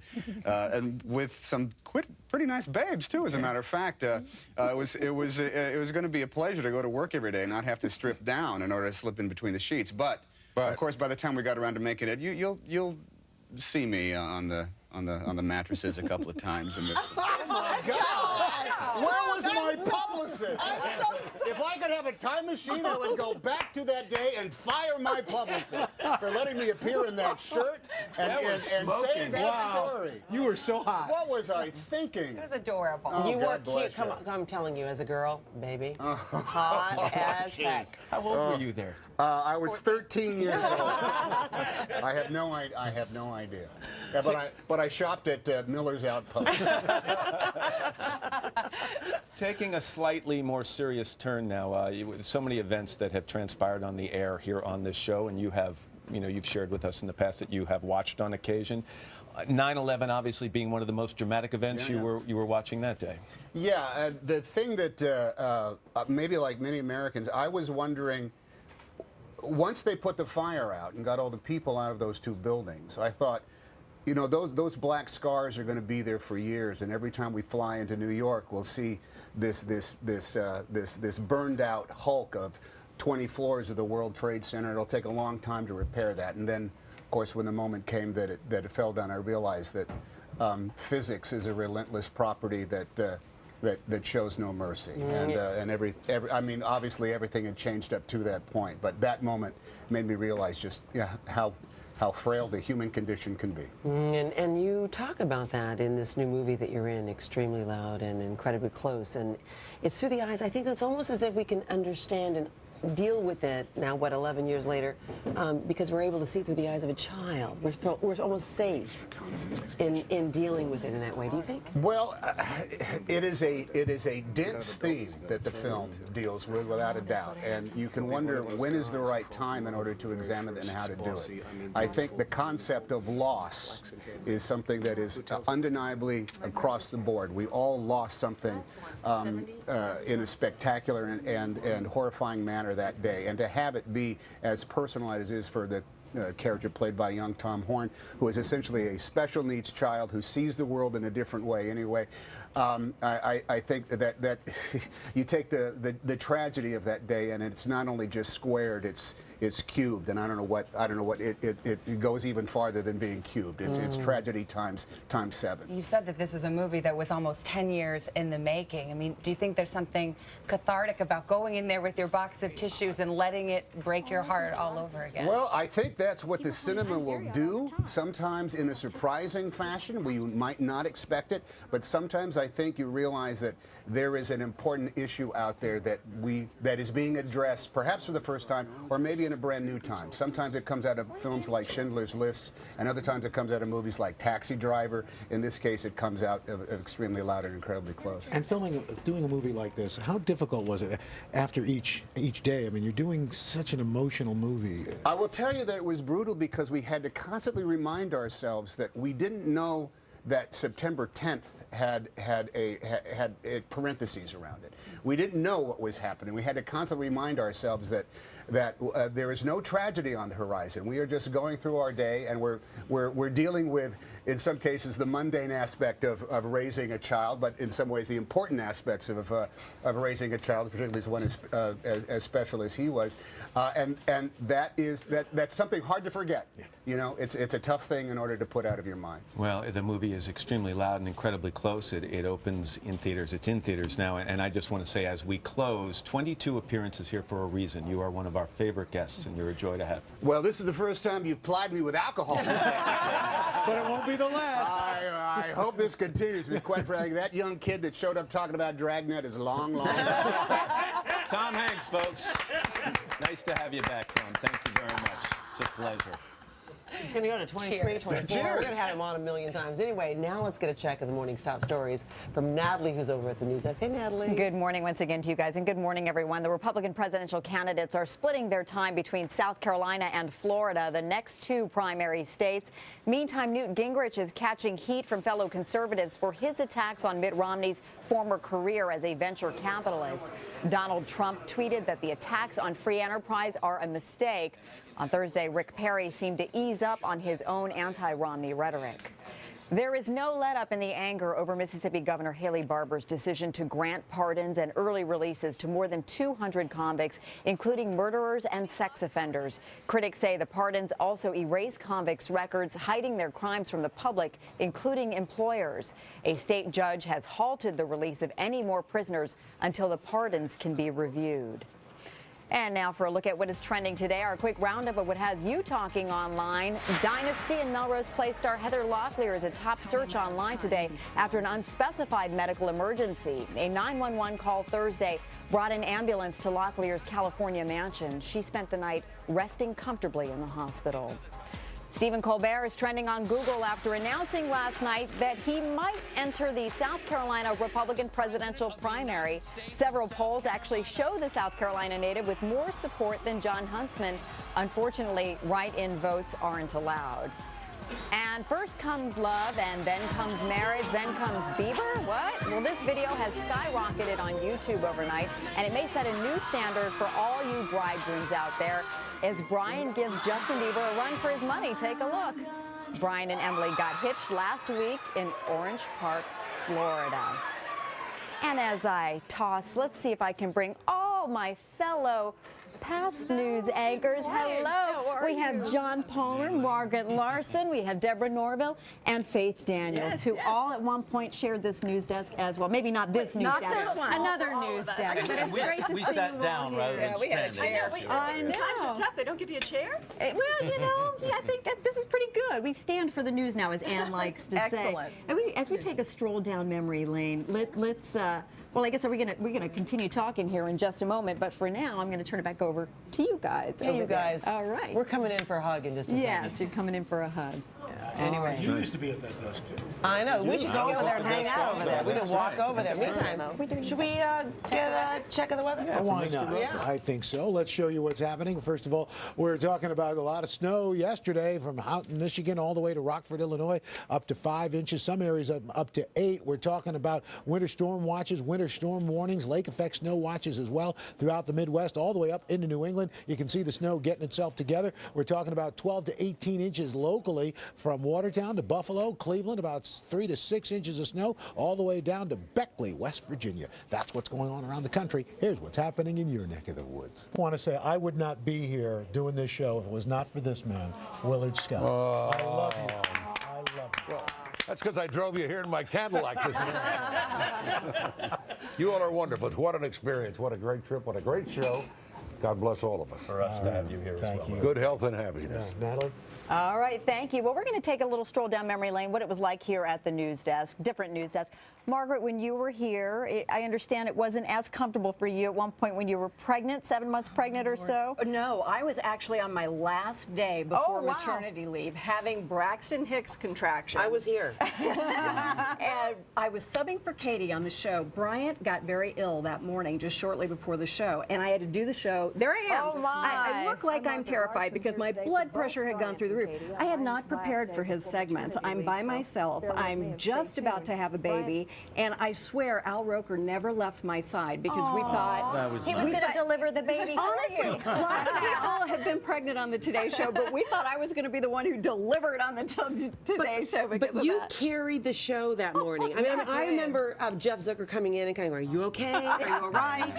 And I remember you were just quietly, graciously calm, and you did it. And honey speaking girl. of, you saved I'm us. not here. I'm not and you didn't here. have A the baby on linchpin. air, which is No. a good thing. I made it to the hospital. Speaking of carrying the show, John, you, of course, when everybody else was traveling, they, would go off on these fabulous locations. Somebody had to stay back and hold down the fort. All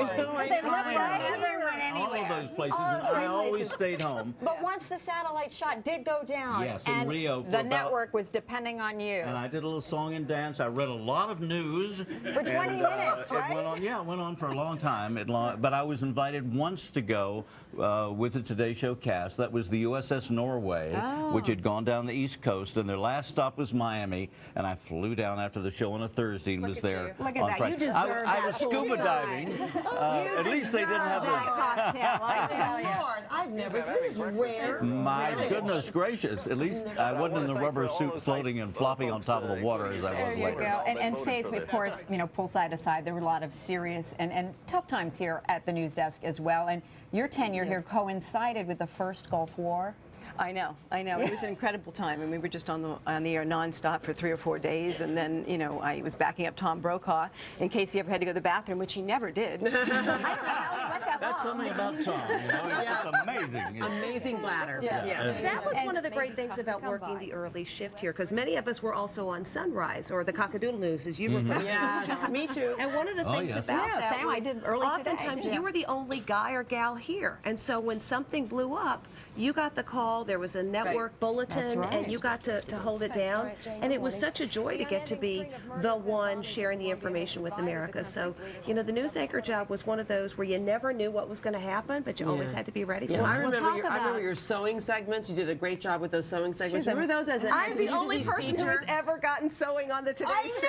I know! You did such a great job with it. We'll talk about a legacy here on the show. And I think, John, you leave perhaps what is really the truth about the show is that we all have family. We all feel like we're part of this family. You actually left your daughter to us on this show, right? Yes. She's now associate producer, Molly Palmer, and we just love her. I just got to work with her. She's fantastic. She was born on this show in 1982. Not literally on the show, but I was doing the program, and day after day, Brian and Jane would say, we're going to have a little update, any news on the birth. And it was day after day, there was no news, no news, no news.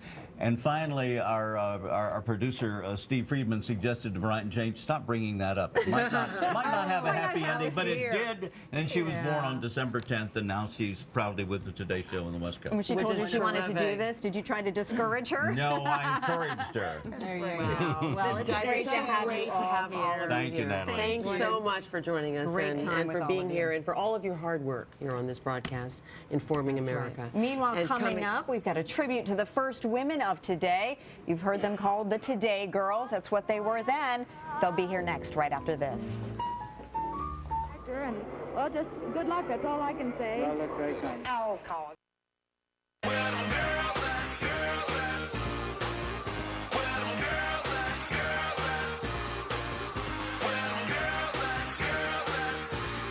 Before there was Ann, Meredith, or Katie, there was Estelle, Lee, and Florence. They were among the first females who were part of the on-air team on our program. Back then, they were called the Today Girls. Keep in mind, this was the 1950s and the early 60s. Yeah, and even though it was at that time that men did all the heavy lifting on the show, when it came to the news, these early female broadcasters helped create the unique genre that is morning television. It all started with a young production assistant named Estelle Parsons, seen here in the very first Today broadcast in 1952.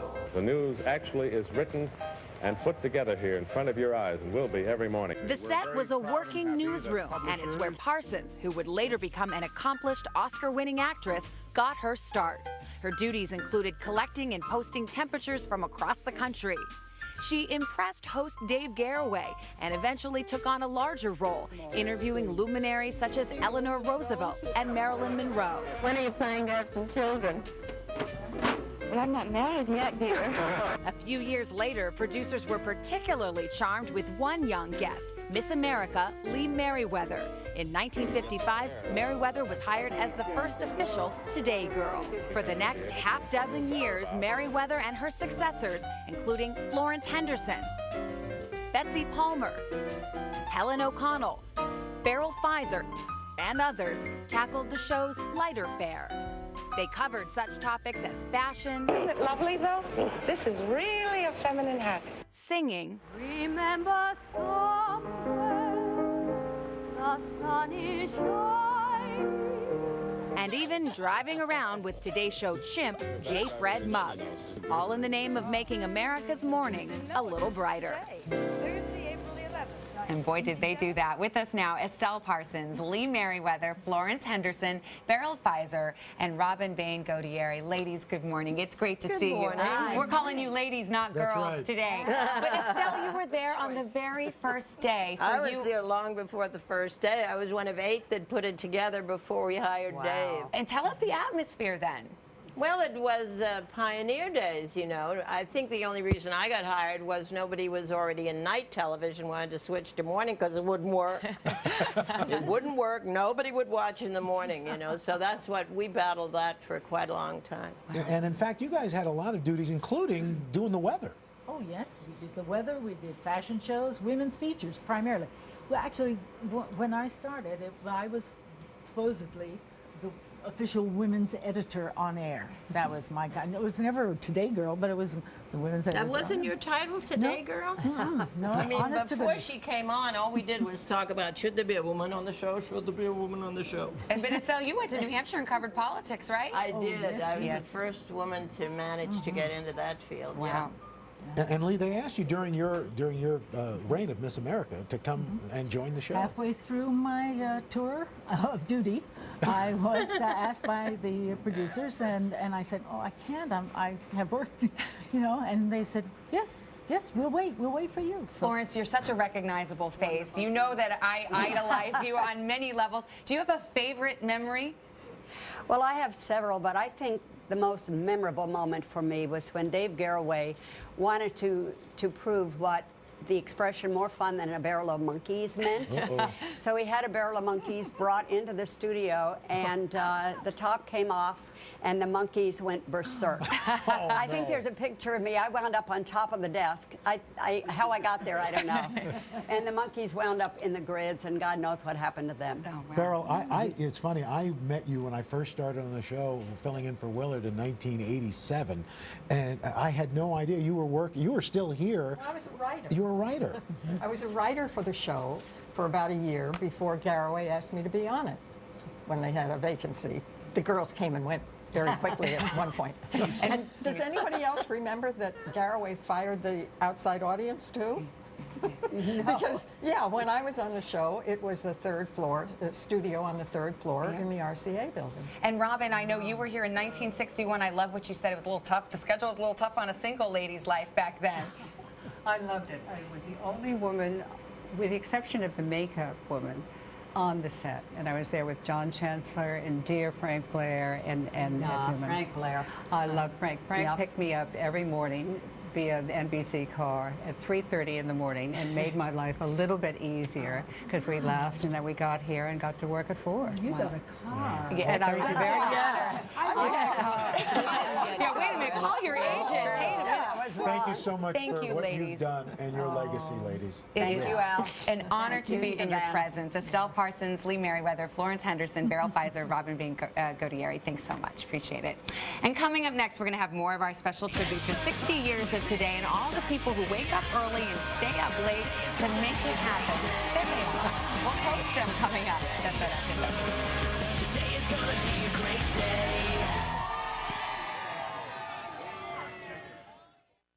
That's all right. Here we go. Don't worry about it. And we're back with more of our big celebration today. It's 60 years old, and we are celebrated by people we love. Today Show former anchors, newsreaders, the Today Girls have joined us, and most importantly, our dedicated staff. That's right, our staff. A big shout out to them because they really do. They are the life and soul of this show, and they give us so much. So we thank you so much for all of that. They truly put this all together and make us look good, and for that, we salute you. Thank you so much.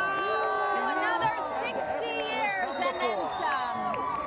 Cheers, everyone. And we've got more of today in our 60th year. But first, your local news and weather. No, we're done.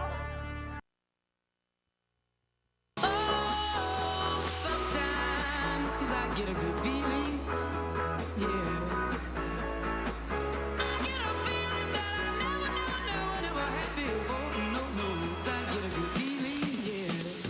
Yes, I can. Just a little sampling of all the glitz and glamour of the Golden Globes on last year's red carpet, and Monday on Today. We'll have all the fashion hits and misses, as well as, of course, the big winners and the scoop on the parties. That is, if we make it to the parties, because we'll be working. If we make it to work. Are headed out there for a little Golden Globe excitement. And Savannah's first Golden Globe, so it'll be really fun That'd for be cool. you. Very excited. And See you know, Monday. Know who else is getting excited and ready for the Golden Globes? Tell me. Well, our good friend Giada De Laurentiis. She's going to be cooking up a storm for the big night, hosting one of the hottest parties in town. We're going to check out how she's preparing in just a moment. Yeah, I mean, we can score an invitation to that party, too, while we're at it. And, of course, our 60th anniversary would not be complete without our panel of today's professionals. Oh, that's Star, right. Donnie, and Dr. Nancy. Because we're old. They're here and they're ready to party, and they're going to tell us what the Today Show means to them, and then we'll talk about some controversial topics as well. Yeah, they began this in radio in 1949 and then brought it to the Today Show in 52. They still look good, too.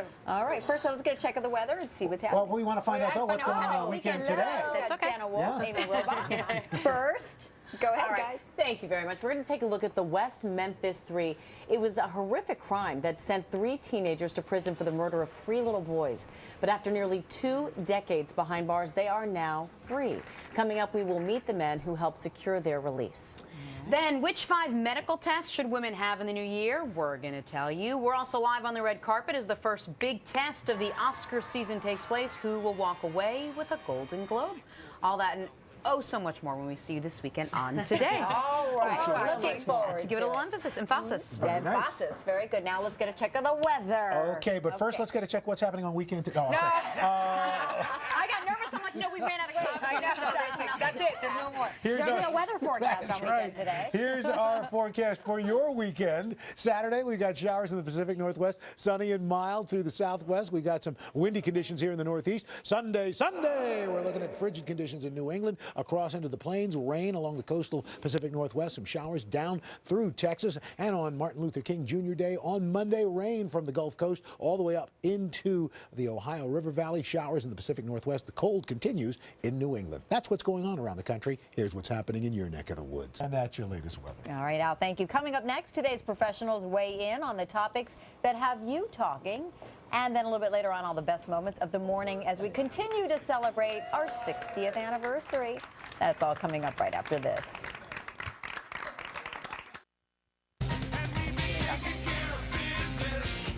Now to today's professionals, our panel of power players weighing in on the hot topics making news. Star Jones is an attorney and author.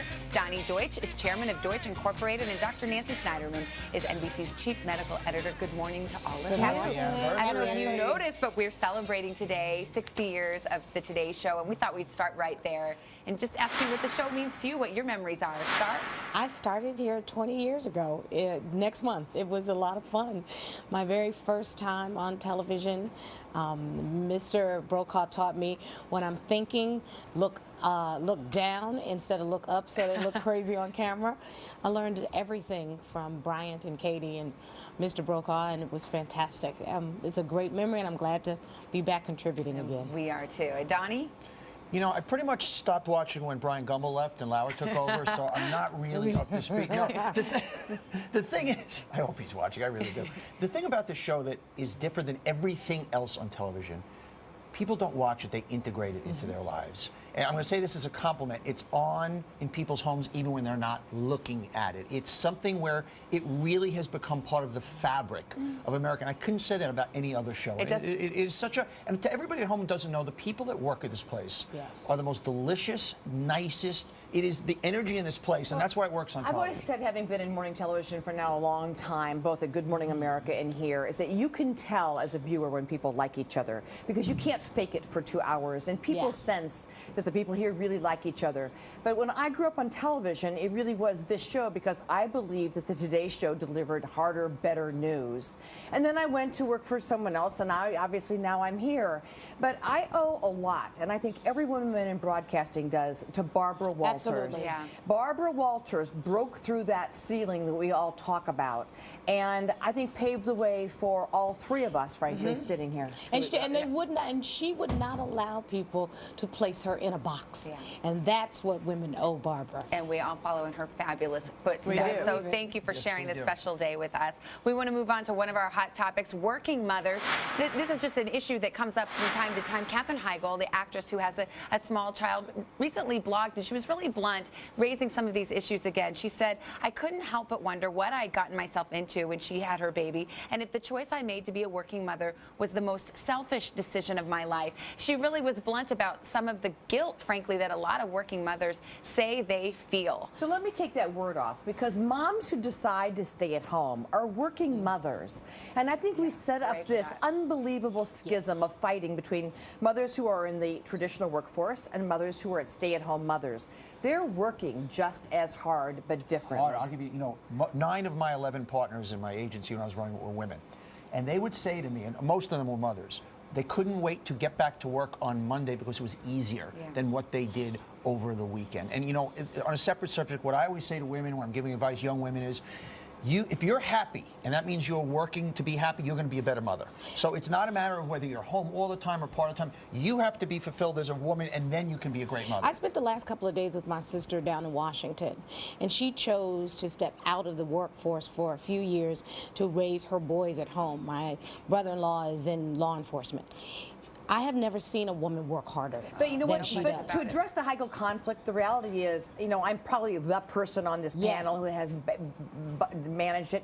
You do get stuck, and there are stages in your child's life where you do feel more accountable, and that moment that your child recognizes what time really is, when you say, "Oh, you mean 2 days means 2 nights, very quickly Mommy?" on this, I mean, I talked to moms who But were, the kids absorb if you love your life, and they grow up better. They do, and I would say stay-at-home moms also feel those same conflicts and those same guilt. Yes, sure. That's exactly It's right. a woman thing. I don't know, men don't. Do you not? Well, no, feel that? honestly, it's one of the unfortunate residues of the feminist revolution. It made things harder because women had to deal with this, and they have the tougher choices, but God bless, that's why they're stronger than men. Let's talk about our next subject, extra baggage. There is a former airline exec who's coming out and claiming that if you are overweight, you should have to pay extra for your seat. His argument is that there's a greater weight on the plane, which takes up more fuel, draws more of the resources.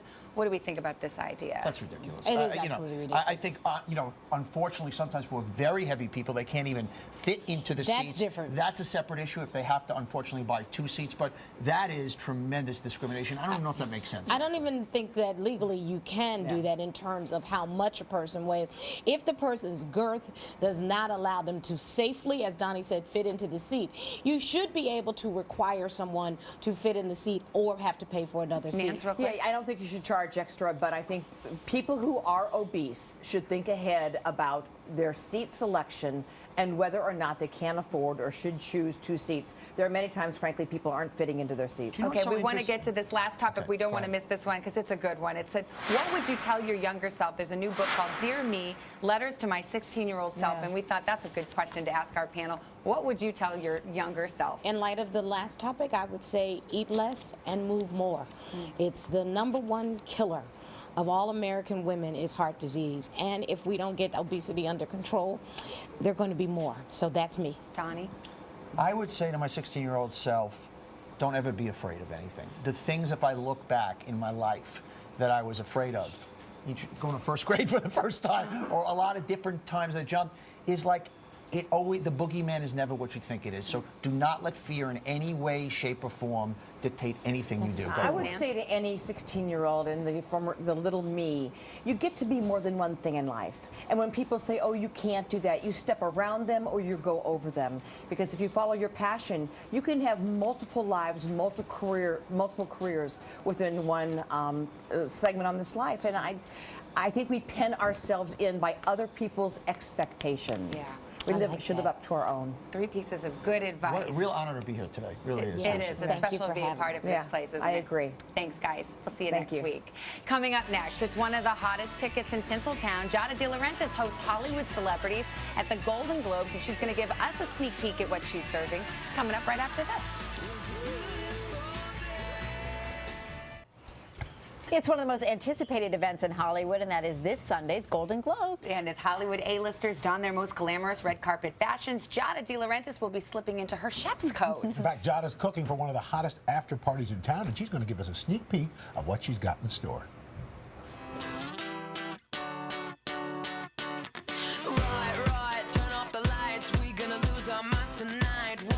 The InStyle Warner Brothers Golden Globe party, they are the hardest tickets to get in town. Everybody wants to go. You can't have a great party without great food and great drinks. That was good. And I thought, you know, working with the Beverly Hilton and InStyle, it could be a really fun experience. So I jumped in to host their viewing party for the Golden Globes and their after party and make the menu and sort of revamp the menu, make it something sort of new and fun and young, and put my little California twist on it. I mean, you name it, the who's who of Hollywood royalty will be at the InStyle party. As much as they get excited about watching the show, I want them to get excited about the food that they're eating. There's something on the menu for everyone. We're going to start with about 4 different appetizers. Cauliflower pureed soup, which is chilled with a little bit of breadcrumbs and bacon on top. Then we're going to do crostini with fig jam, pecorino, and apple. We'll do chicken meatballs, sauteed shrimp cocktail, which is one of my favorites. We're also going to do a beef tenderloin crostini with curry mayo, which is fabulous. Again, color and texture is so important. Look, you added a little more jam. How nice of you.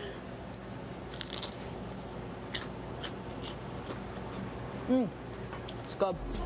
As we get closer, I get more and more and more nervous. Where's the salt and pepper? All of a sudden, you've all these critics that are going to taste your food, and it's scary. It's really scary. I wouldn't say that it's become old hat for me because I've only done it one other time for the Royals. We got the royal table out, the salads course. I had said that for the royal luncheon, I lost a lot of sleep. This is when I need an extra pair of hands. And that was so exciting that I thought, why not try and do it for Hollywood? So there's no pressure at all for me, not at all. Yeah, piece of cake, I got it. No pressure. She's going to be fabulous, as she always is. She impressed the royals. Now she'll impress all of Hollywood royalty as well. And be sure to catch the Golden Globes Sunday night at 8/7 Central on NBC. And I'll be on the red carpet as well prior to that start. So, and we're, of course, going to be on. That's right. On Monday, Natalie, Savannah, yours truly will be out in L.A. to wrap up all the winners, the red carpet glamour, and all the parties. That starts right here, 7 a.m. We are spending the weekend together. Yes, we are. We get on a plane soon. And we'll see you Monday morning. Coming up next, the most memorable moments of today at 60. But first, this is Today on NBC. So let's go. Let's get it poppin'. That's a beautiful Empire State lit up in our colors on this special day as we wrap up a great morning here. Big thank you to all of our colleagues from decades past who joined us this morning. And of course, a huge thank you to all the staff who made it happen for the past 6 decades, make it happen every morning. A big thanks and a warm hug to everybody. But before we go, here are some highlights of today. It's a beautiful morning. And good morning, everyone, and welcome to a very special edition of Today on this Friday morning as we celebrate 60 years on the air. The Goodyear blimp flew over the famed Hollywood sign in Los Angeles with a happy birthday message for us.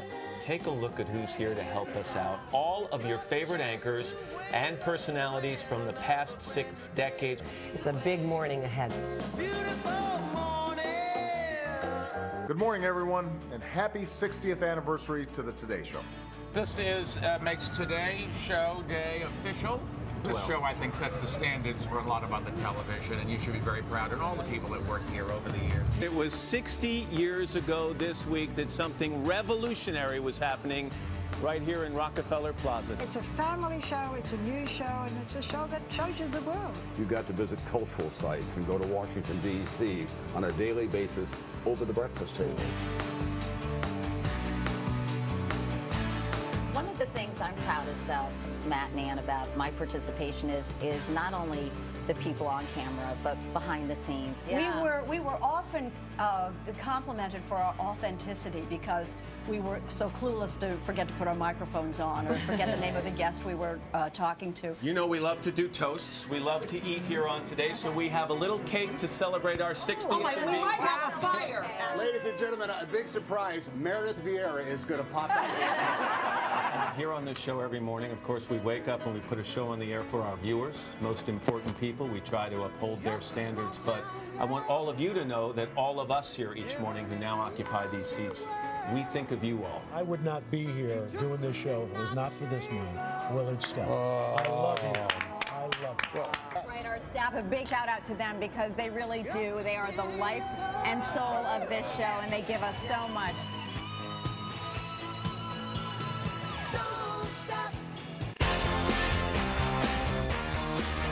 From NBC News, this is Today with Kathy Lee Gifford and Hoda Kotb, live from Studio 1A in Rockefeller Plaza.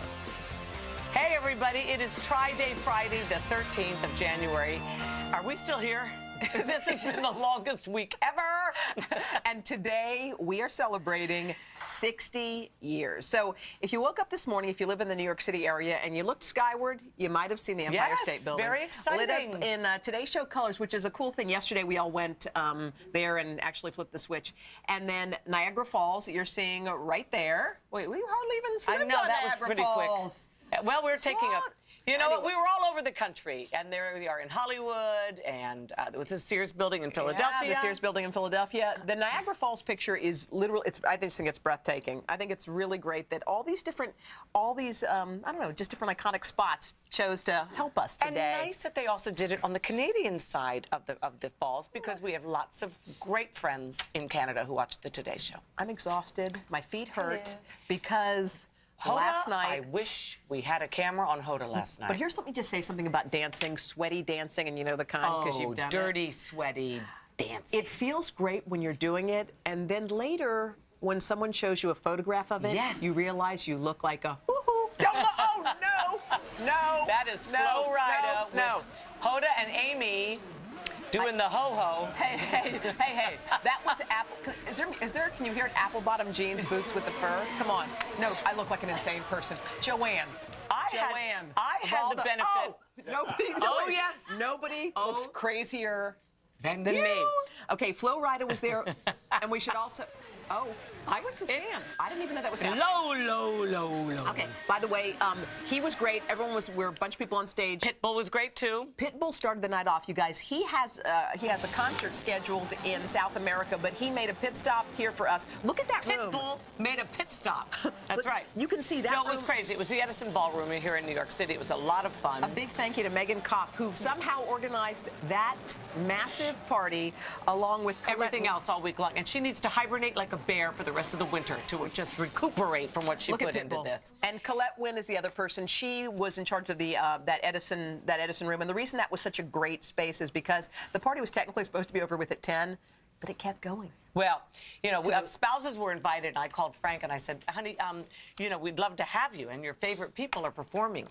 Pitbull and Flo Rida.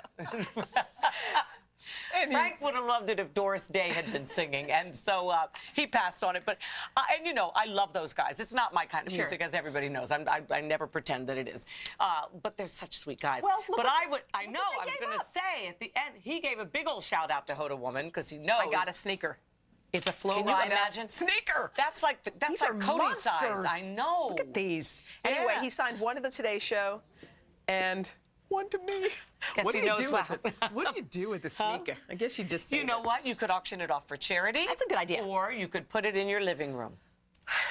Put a plant in it. It's so huge. It's a pot. But you know what's fun? I think it's great because all the previous anchors were here, but we did a very, very cool open at the top of the 8 o'clock. Oh, it stunned me. I had no idea this was coming. There was another window on the world right over here by Christie's, and that's where Dave Garroway stood the very, very first time that the show started. So they did a little kind of hocus pocus magic. Reenactment. Yeah, let's watch.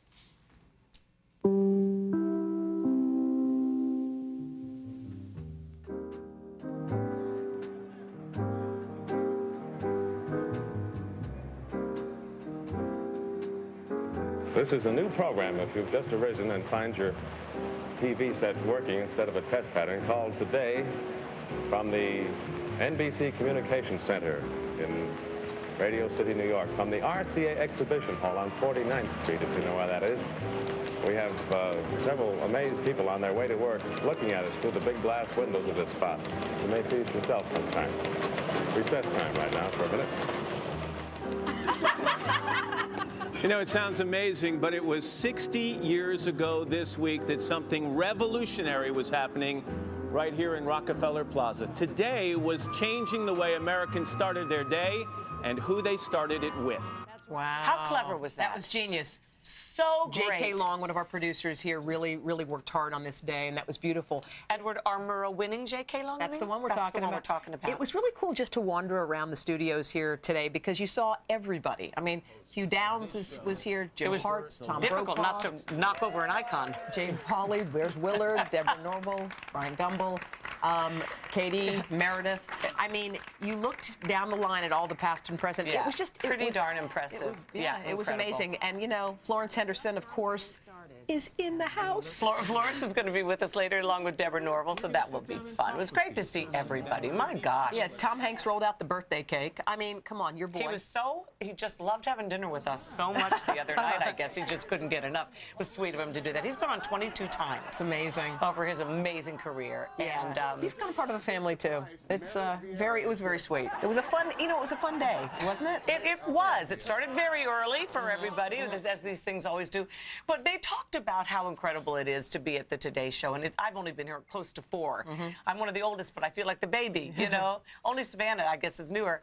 And it's true. One day you can have birds flying in your hair, and the next day you're talking to a multi-Academy Award winner or something. And so it's just, it's the ebb and flow of life, and that's why we like it. It was fun watching Tom Brokaw and the others just sort of talk about, just reminiscing over old times and stuff. If you can, check it on the web. We're going to show a little clip of it later in our show, but go to the web and look at it because it's worth, I think it's worth I don't know if I've ever shared it on our hour, but my very first appearance on television when I was about 13 years old, no, not even, maybe 11, 12, was with Willard Scott. You're kidding me. He played Captain Tug on WTTV, Channel 5 in Washington, D.C. Oh, my gosh. And there was a contest of what a kid could raise the most money for muscular dystrophy. And in the tri-state area, and I raised $58.52. You did. And as a result, got to go to Washington D.C. and yeah, that's pretty cool. Yeah, and sat on Willard Scott's lap and gave him the check. And I'm telling you, every time I see him, he asks me to do it again. I do. I rub his head. The man loves it. It doesn't hurt anybody. Come on. All right, so here's the deal. We're early morning people at this show, but a lot of people call in late. So they decided to do this thing at careerbuilder.com, and they say that 20% of people arrive at work at least once a week. They arrive late.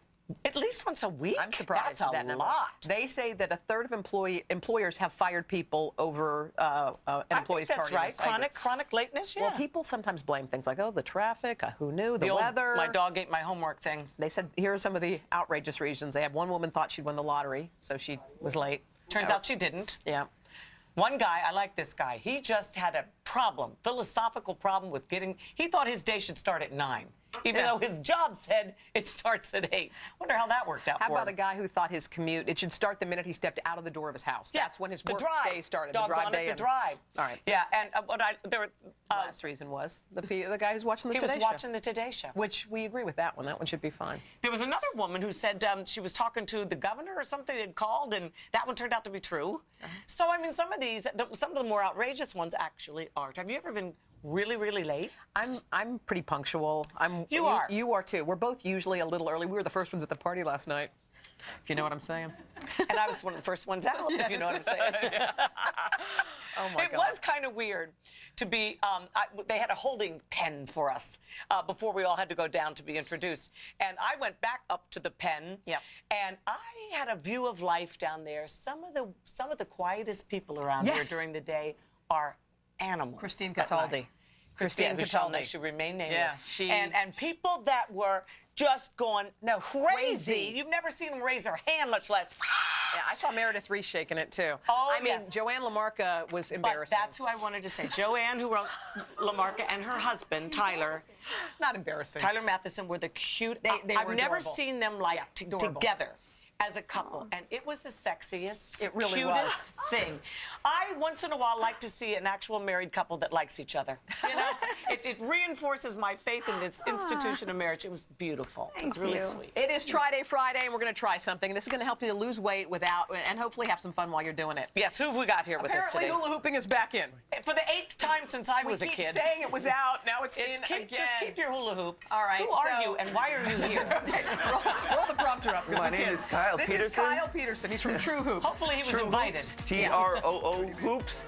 I'm here to talk a little bit about hoop fitness and, you know, keeping in shape.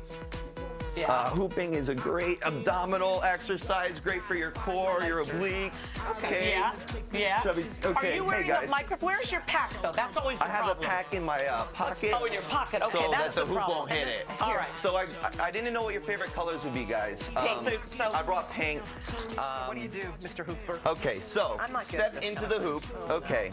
Now make sure you're not going to hit this table here. You got a table behind you. Okay. Now. Okay. All right. You know what? She always shows off. This is her hidden talent. That, and sucking in one nostril. Hold on, I'll stay with you. At the same time, get a close-up. Hold up. What else? How many calories has she burned right now? I have no idea. It depends Probably on at how least 20. furiously she Good? gyrates. That's good. Go on, keep talking. Kathy, can you bring it up to your neck there? How do you Go. Keep going. Go faster. Go. Oh, Pelvic yeah. thrust. Oh, yeah. She's got it. She's having a seizure. Everybody. All right. Good one, Kath. All right. Hold a on, big you round gonna of applause try? for Kathy Lee Gifford. Hold up, try. I can't do it. It's not. I don't have that kind of coordination. Look. That's You can good. do it. Hey, look at that. I don't need a hoop, baby. See, when you don't dance the night away, you can hula hoop in the morning. Come on up here, Kath. We got to get to I'm Miss busy. Bobby Thomas. Keep talking. Bobby Thomas. Let's it's see. time for Bobby's Hey, Bobby. Buzz. Come on over. A whole minute? Yep. Let's do it. Let's do it. Go, All BT. right, so I know after last night, everybody around here, we want some better sleep. So these are items that are going to help you sleep. Get a shot of Kath, for God's sake. I can't Bobby. take it. Start the Gonna do clock. it. So these are called Chics, and they're everything's online. No, tell him, Bobby, tell him. These are Start the Chics. clock, They're please. made out of athletic sort of sports material. They'll help you sleep better, and it regulates your temperature and more cool stuff. Hoda, you're gonna love. What? It's a minute, Kath. You did it. You did it.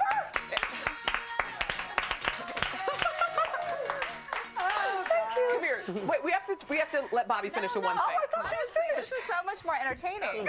Sorry. Go, Bobster. These are all items that are online if you do want to take a look. But Okay, good. We'll be back in a moment. Wait. We have to point out something about Bobby Thomas. How gorgeous she is. A, she's gorgeous. B, she's going to be joining us now every Tuesday for Tuesday's Trends. We're excited. I'm very excited. We love you, Bobby. These are just some fun items. Hoda, I thought you would love these. Bed phones. They're sleep phones. They have headphones in them so you can sleep, and a bed fan to keep you cool. I love it. We got to go, Lots more Bobster. stuff. Bobs, We love we it. love you. I'm sorry, honey. I had to hula hoop No, it away. it's good. All right, I did it for every guys. geriatric woman out there. We're gonna be back with a look of 60 years of our history. We're gonna celebrate two women who helped make the show terrific. Florence Henderson, Deborah Norville are in the house. I want to see Florence do that. Yeah, me you know too. what I'm saying?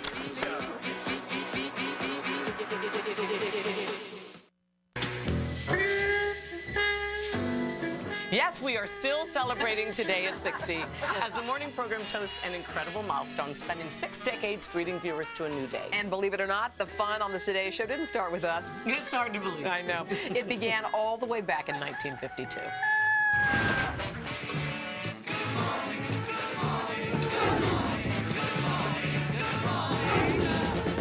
The question I get more than any other question is, what time do you wake up in the morning? What time do you get up? What time do you get up every morning? Holy smoke, look at the time. I got up at 4:10.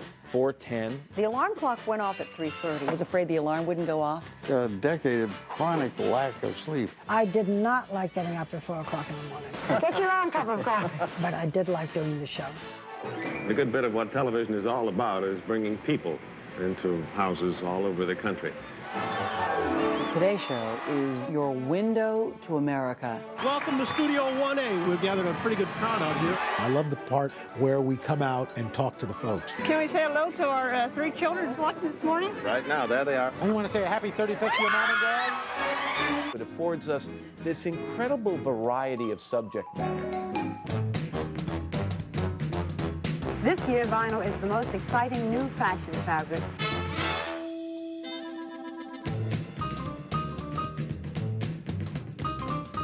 Here is Barbara Walters with a report on the discotheque.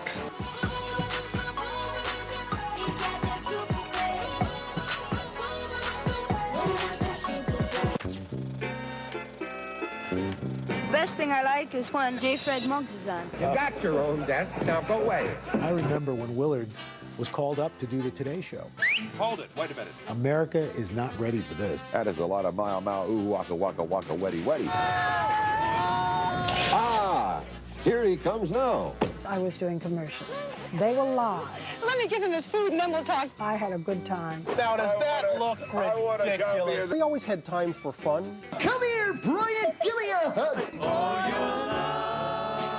Somehow we ended up on the stage with Stevie Wonder as his backup singers for this brand new song. It was about the worst thing I've ever done on television. It was so wrong. We do bar mitzvahs too. Voulez-vous? We started many of the traditions the program has now. One of them being Halloween. And those long legs came out of the limousine. Suddenly, the submergence, and oh my gosh, it was Matt. He has guts, doesn't he? Matt, there's something very wrong, and he's obviously been in a dress before.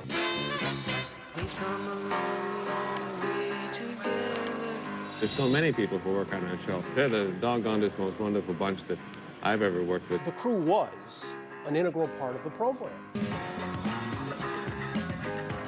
This staff is so incredibly talented. And I think it's one of the things that's made this show great over the years. And here to help us celebrate are two former Today hosts, Florence Henderson and Deborah Norville. Hi, ladies. So good to see you. Wow, the show has changed a lot since back in the day, hasn't it? It has. Well, it keeps getting longer. Yeah, that's Yeah, we're talking about a 5th hour any day now. I'm sure I'll be back for it. Hello, I'm here. What do you notice, Deborah, is like the biggest changes over the years? Well, I think the biggest change from when I was there in the early 90s is it's a lot more loose, it's a lot more free, and I think it's a reflection of what kind of the American pop culture interest level has been. You didn't have Kardashians when I was on the show. Nobody was dressing up for Halloween. Your big homage was you maybe wore an orange shirt with your black suit. Yes. It was much more stiff, but that was also communism was ending when I was on the show. There was sort of this political upheaval that was going on, and it was The so Cold serious, War. was ending, and we were winning it, and it just wasn't appropriate. And then, you know, fast forward, the same thing happened again at 2001. Sure. When the towers came down, there was sort of this readjust, and I think the show got much more serious then, and it's lightened up in the 10 years since. We didn't have the Kardashians, but we had the Gabors. They were, you're right. That Yeah, family kept us hooked absolutely. on their shenanigans, didn't they? Absolutely. I'm Yeah. sure they were on the Today Show as well. How did it change you personally and your life and career to have been on the Today Show? You were here before Deborah, so tell us. Well, I think, you know, I was a Broadway performer, and because of that, I started doing the Jack Parr Show, and then they asked me to come and do the Today Show. I was thrilled. Yeah. Because Did it require a move from California to New York, or were you New York-based? No, I lived in New York then, and I did the show for a year. I got pregnant on the show. Was that Not with on Jerry? the show, actually. Dave Garraway wasn't that cute. But and Florence knows her men. Yes, she does. Read her autobiography. It's filled with no, juice. but the thing is, you know, being pregnant, I couldn't even say that You word. couldn't say the word, much No. less. Did you have to hide your pregnancy? Oh, yeah, and I sang on the show, and they'd hide me behind a potted palm or a piece of furniture. Yeah, it was amazing. That's in a good way that we've changed, right? Well, now a prerequisite almost for a newscaster is to get pregnant and have the baby on the air. Right when you need to sign your contract. Exactly. You know, it's so interesting how that that aspect of being on a morning show has changed. When I got pregnant when I was on the Today Show, Also with Jerry. the press reported that it was to save my job. It was to enhance my position here at NBC, and it's just very interesting how the idea of being a working mom has morphed so much, and really I think it's been reflected in this particular show. How has it been seeing everybody again? Because everyone's Today has been what great. was it like? It's a good time. Somebody said it was like a college reunion, and I think it's more like a high school reunion because those are the people you wanted to see. A lot of college bad reunion behavior. you do see. High school reunion you want to see, and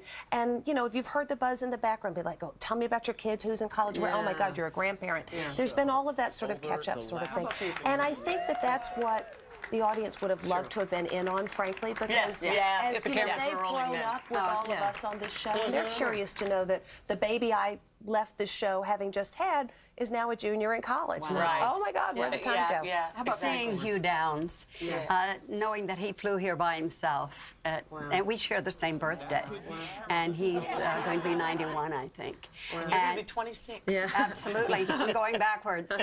No, I'm the 7. But I was telling you, I have a sister 10 years older than I am. She can put you to shame with the hula hoop. Oh yeah, bring it on. Oh yeah, oh yeah, baby. Oh yeah, bring it on. Oh yeah, I'll be happy. If we only have more than 5 seconds, I'll have to say that. Thanks so much. We'll be back with more after this. Thank you. Thanks. Oh, here's We are back on this Friday, and it's time for our Plaza Ambush Makeovers. And what a crowd we had to choose from today. They got a pretty good day, seeing all of us back. All right, once again, our crack makeover team today, contributor and stylist to the stars, Louis Licari, la la la la la. And today, and Us Weekly contributor and author, Jill Martin, plucked 2 lucky ladies from the Plaza for a new look. How was it, guys, today? Oh, it was great. Nice 60th anniversary. It was raining. Yeah, it was raining. Okay, It true, it's actually started raining. to snow for a little while. It snowed Well, a we ton. missed the snow, but there were so many people because of the 60th anniversary. It was a lot of fun.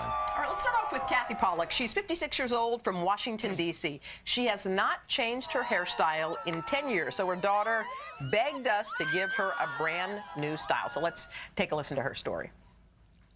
Nothing like a wanted poster to get what you want, and you did. You got it. And Carlin, I know you want this for your mom. Tell us why. Both of her parents are sick, so she goes over at least twice a week to take care of them, and she takes care of us, and she never puts herself first, so she really deserves it. You're such a good daughter. Are you ready for us to pamper you? So ready. Thank you so much. This is so exciting. How That's so sweet is that? And her lovely daughter, Carlin, is standing right there with her blindfold on. And she's never looked lovelier. Keep your blindfold on until we give you the green light. Okay, here is Kathy Pollock before. All right, Kathy, let's see the new you. Oh my God. I love that hairstyle. Stop it. Oh my gosh. Carlin, are you ready? Yeah. Take off your blindfold and brace yourself. Oh my God. Isn't it awesome? All right, Kathy, ready to see yourself? Yes. Okay, spin right around here. Oh, wow. That is so sexy, flirty, hippie. I love it. Love it. I love it. Why don't you look at yourself right there. Louis, tell us about that hair. Of course, because Kathy is so giving and will continue to take care of her parents. I wanted her to have a hairdo that she could keep up by herself. This is a great haircut by Arson Gerger. Arson, you way to go, buddy. Yeah. Awesome. Then what I did here is, you know, she doesn't even have enough time to color her hair. She literally did the part line only, so I gave her a full color job today. That's great. Took less than a half an hour. Carlin, You know, what do and you the think? bangs, I why? love it. Why not be sexy? Oh, Yeah, she's you love. Yeah. You almost didn't recognize her. I saw Jill. This is such a fun outfit. Huh? I love Shouldn't have anything like this. Look at this body, first of all, that was hiding under all that clothing. The top is Karl Lagerfeld for Macy's, under $100, which is great. Jeans, White House, Black Market. You want to spin around and just show your... Love them. Look at that. Wow. Looks great. Awesome. Awesome. All right, a big round of applause Yes, for Kathy. yes. You can go join your daughter. Kathy, you can go right here. Yeah. Our second lady is Johanna Welch. She's 48 from Douglasville, Georgia. She says she's never colored her hair before, and when we asked what kind of haircuts she gets, she said cheap ones. So she was very excited to receive a glam new look. Let's listen to her story. Well, I think you're still in a state of shock, so I'm going to interview your daughter as to why you deserve this. Tell us why. Because she's a great mom, and she never takes time out of her schedule just to get dressed up. And your daily routine, makeup routine? Oil of Olay and mascara. Well, we're going to fix that because you have the whole family here. Are you ready for a glam look? Sure, this is exciting. And she is with a lot of people. She's here with her daughter Noelle, her mother-in-law Cindy, and her sister-in-law Kendra. All right, let's take one last look at Johanna before and bring out the new Johanna Welch. Wow. Oh, Wow. Oh, I love it. Oh, wow. Love it. Ladies, Love it. are you ready? Start your engines. Take off the blinds. She looks great. You look great. Johanna, there's a reason for that reaction. Turn around and take a gander at yourself. Don't mess up your makeup. You look Really? Look at the difference. Look right into this camera, please, Johanna. Wow. Wow. Oh, my gosh. All right, Louis, what'd you do? That just shows what a little bit of effort can do. No hair color. Hair color does work. Erases years, makes you more glamorous, more beautiful. Yes. No doubt about it. Great haircut, Arsen Gergov. Arsen, double duty today. Yeah, he's double duty today, and again, keeping the makeup light and simple by Enid O. Oh, so pretty. The constant tip. And it all works together. It sure does. Look at this family. Yeah, you guys like her, you see? Yeah. She's gorgeous. And Jill, tell us about her outfit. I gave her all the basics, all from Macy's. The blouse is from Tahari. Love it. And just a great statement necklace, under $15 from H&M. And that skirt is cool with the detail. skirt, Yeah. with the White House Black everything. Market, there's lace down the side. Yeah. Every bit of it. You look so chic. All Great, right, great, let's bring out excellent, Kathy. excellent Kathy, come on work, out. everybody. Big round of applause for both our Terrific. ladies. All right, coming up next, mac and cheese or pizza? Both, please. Which one's the lesser of two evil? And Hoda and I go at it, as we always do, right after this. Does. Mac and cheese, mashed potatoes, meatloaf, and milk, they all bring us... Meatloaf! Sorry, it's a little inside joke. Which I hate. They all bring us comfort on cold days, but which have the most calories and which ones can you enjoy without packing on the pounds? Madeline Fernstrom's back. She's today's diet and nutrition editor, and she's here to heat up things for us and test our comfort IQ. All right, Madeline. Oh, here you go. We all love some comfort food Sure. now Right. and then, the middle of the winter time. But here are two of our most popular sandwiches. Which one has more fat? Peanut Is butter it and peanut jelly. butter and jelly or the grilled cheese? More fat? Which one has more fat? The grilled cheese. Okay, you are right. So you I didn't have a to- chance. Exactly. You have to jump in. Well, you We have don't to- have- Oh, we don't good have call. Without buzzers my today. buzzer, I don't We know what to have a buzzer. do. You have to- All right, so just let's move call on. it out. But Okay, you're going to slap tell the us how table. much? Slap the table. There you go. That'll be good. No, Okay. she's not telling Now, us. Okay. what's more comforting to a lot of people than some cookies and milk? I love So Oreos. here we have, they're great. Chocolate cream cookies, and we have a glass of 1% milk. So does this have more or less than 300 calories? More or less? Less. I'm going to say more because she said less. It has less. It's 250 calories. So that's a nice snack. Not so bad. And you get a little 250 calcium. calories? 250 calories It's for still this a lot, whole depending thing. on what you've eaten all day long Well, that's before your little right. midnight snack. But it is comforting and not so That terrible. wasn't the question, Madeline. We digress. Now, back to real comfort, this heavy-duty comfort food. What's better Here we than either have one of those? pizza and macaroni and cheese. One of these has 300 calories. Which one is it? Pizza. No. No. Macaroni. It's the macaroni and cheese. Well, the how many's the pizza's got pizza? about 400.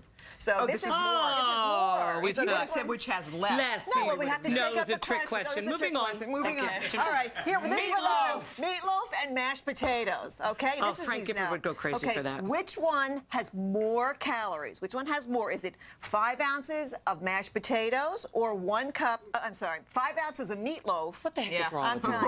telling you. or the mashed potatoes with a little milk and a little bit of butter on it. Which one has more calories? The meatloaf.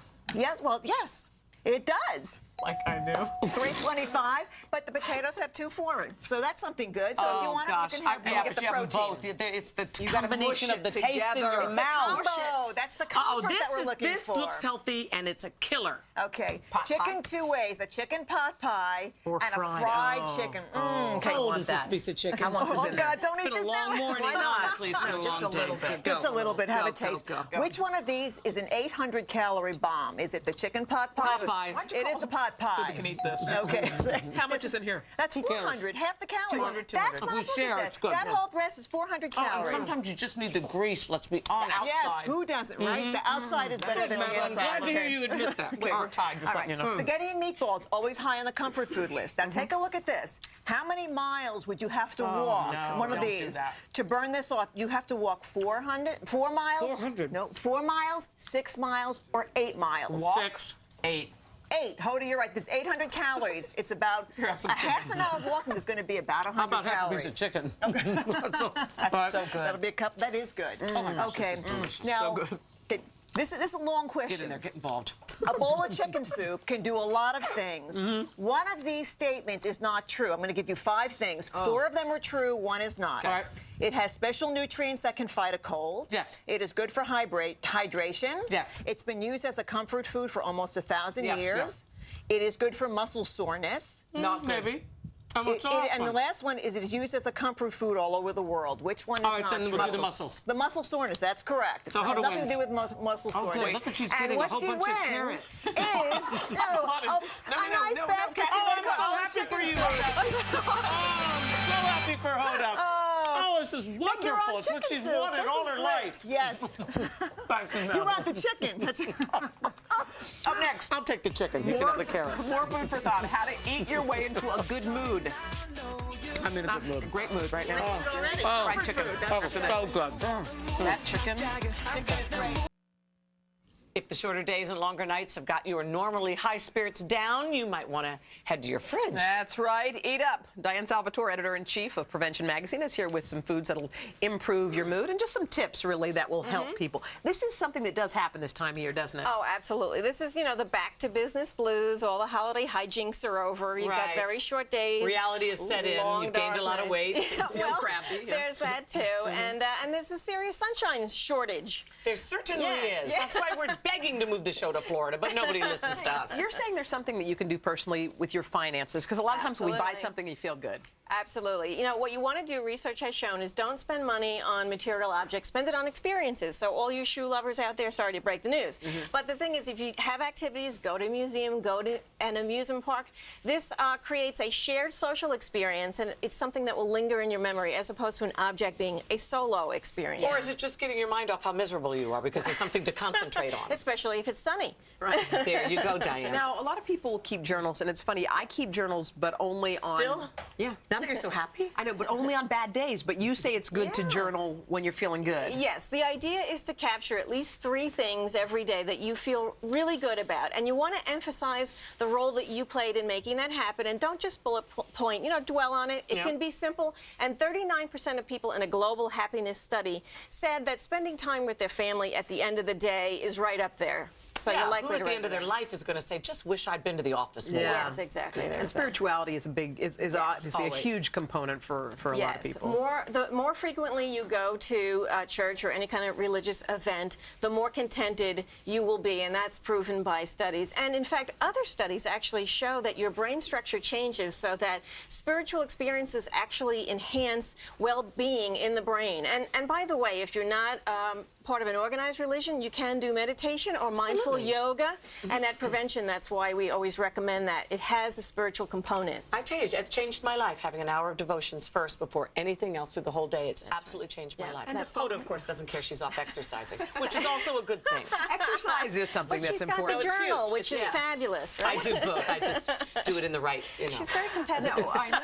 I don't know that. What about exercise? That really does something chemically to your brain, doesn't it? The endorphins in your brain, this has been well documented, scores of studies, and not to joke, but in fact, if you can do exercise outside and in the sunshine, particularly morning sunshine, you can amplify the effects of that exercise. Well, thanks, Diane, and Happy New Year to you. By the way, happy birthday to Prevention Magazine. It's 1 year older than we are. 61. We're your big sister. Wow. You're looking good. By the way, I was a little distracted because they kept doing the wave back there. Did you notice? The fans outside, it was like, hey. They're trying to avoid the snowdrops. Up next, dreaming up the perfect baby's room on a budget. We're talking to you, Beyonce. But first, this is Today on NBC. I need you, I need you, but all you do is treat me. Today's Moms is brought to you by Vicks Nature Fusion Cough and Cold Medicine. Powerful multi-symptom relief flavored with real honey. Have a hearty crowd still outside who have experienced the wave, which, you know, it's usually seen at football games and stuff, but no, right outside of our window. They're wishing us a happy 60th birthday. It's very nice. Now it's time for today's moms and how to design your dream nursery on a baby budget. Frank Fontana, author of Frank Fontana's Dirty Little Secrets Design, is here to show you just how to do it.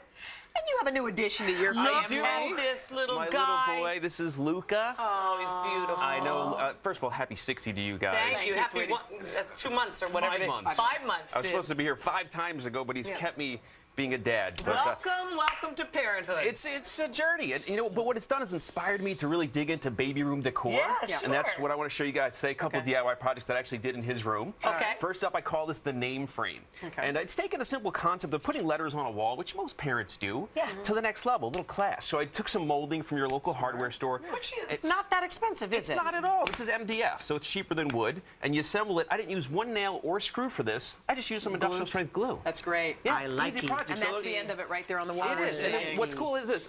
Most letters you get from a hobby store, they're pretty simple. You go to a website called Craft Cuts. They will take any font you can imagine off their website and custom create the letters for you, which is awesome. And you could paint that. You can do anything totally. with that. Okay. So next is, you know, embellishing the wall. So you want to get whimsical. It's a kid's room. So I found a website, poshtots.com, which, by the way, if you're... Posh Tots. Yeah, it is fabulous. It has amazing decor, and they have all sorts of stencils starting at $10. I love, you know, some of these are really cute. You get this like kind of fleur-de-lis look to it. We went with something, you know, I think a little Moroccan inspired and basic, but cool. I think it adds a little pop to the wall.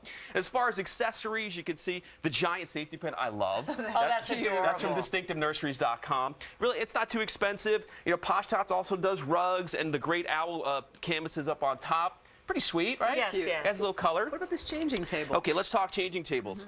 You got to have one. I mean, but they are going to poop. Yeah, they are going to poop, and you know, it's messy. Yeah. So I got peed on the other day, by the way. Isn't that fun? It was a first. It was a mess. But the changing tables come in 2 forms. You can either get just a pad if you have an existing dresser, or Pottery Barn Kids actually puts out one that comes attached. Now, as they get older, then you don't need it. You pop it off, and you have a dresser that moves into you know, the rest of their life, which is pretty awesome. Okay, let's talk about cribs. Let's do it. This is from Target. This is the Baby Leto Mercer 3-in-1. Another one that transitions into a multifunctional style, going from a crib to a day bed into a full-blown, toddler bed, which is nice. It also comes with storage underneath, and you know they also outlawed the bumpers. Yeah, big deal. Chicago, where I live, is the first state to actually nix them all. Yeah. So what SkipHop.com has done is actually created some sheets that have a decorative graphic on the side, so it kind of still gives you a little bit of style to match with the rest of your room. And finally, this is something I did in my little Luca's room. Oh, of course you did. Look at your little Luca. He's he's getting big. Yeah, my Remember wife. what you used to think was important in life? Nothing. It compares to having a kid. It's like it trumps all. Yeah. So I painted this. Actually, this is just a replica. I did this on his wall like 10 times bigger. And it's called the Tree of Life. And what you do is it's a great way to document his growth throughout time. You know, I got my father, me, my wife, and you know, this is right before actually having the baby. Wow. Which was an intense moment. You look really bad there. Oh God, it's been some bad days. So you know, stuff like that. Congrats again on your little boy and on your life. Great ideas. Great ideas. Thank you so much. All right, coming up next week, we're going to meet the winners of our cutest pet contest. So Regis and my mother are going to be here next Thursday, and actor Anthony Mackie. I'll see you in Phoenix over the weekend. Have a great one, everybody. God bless. Take care. Bye-bye.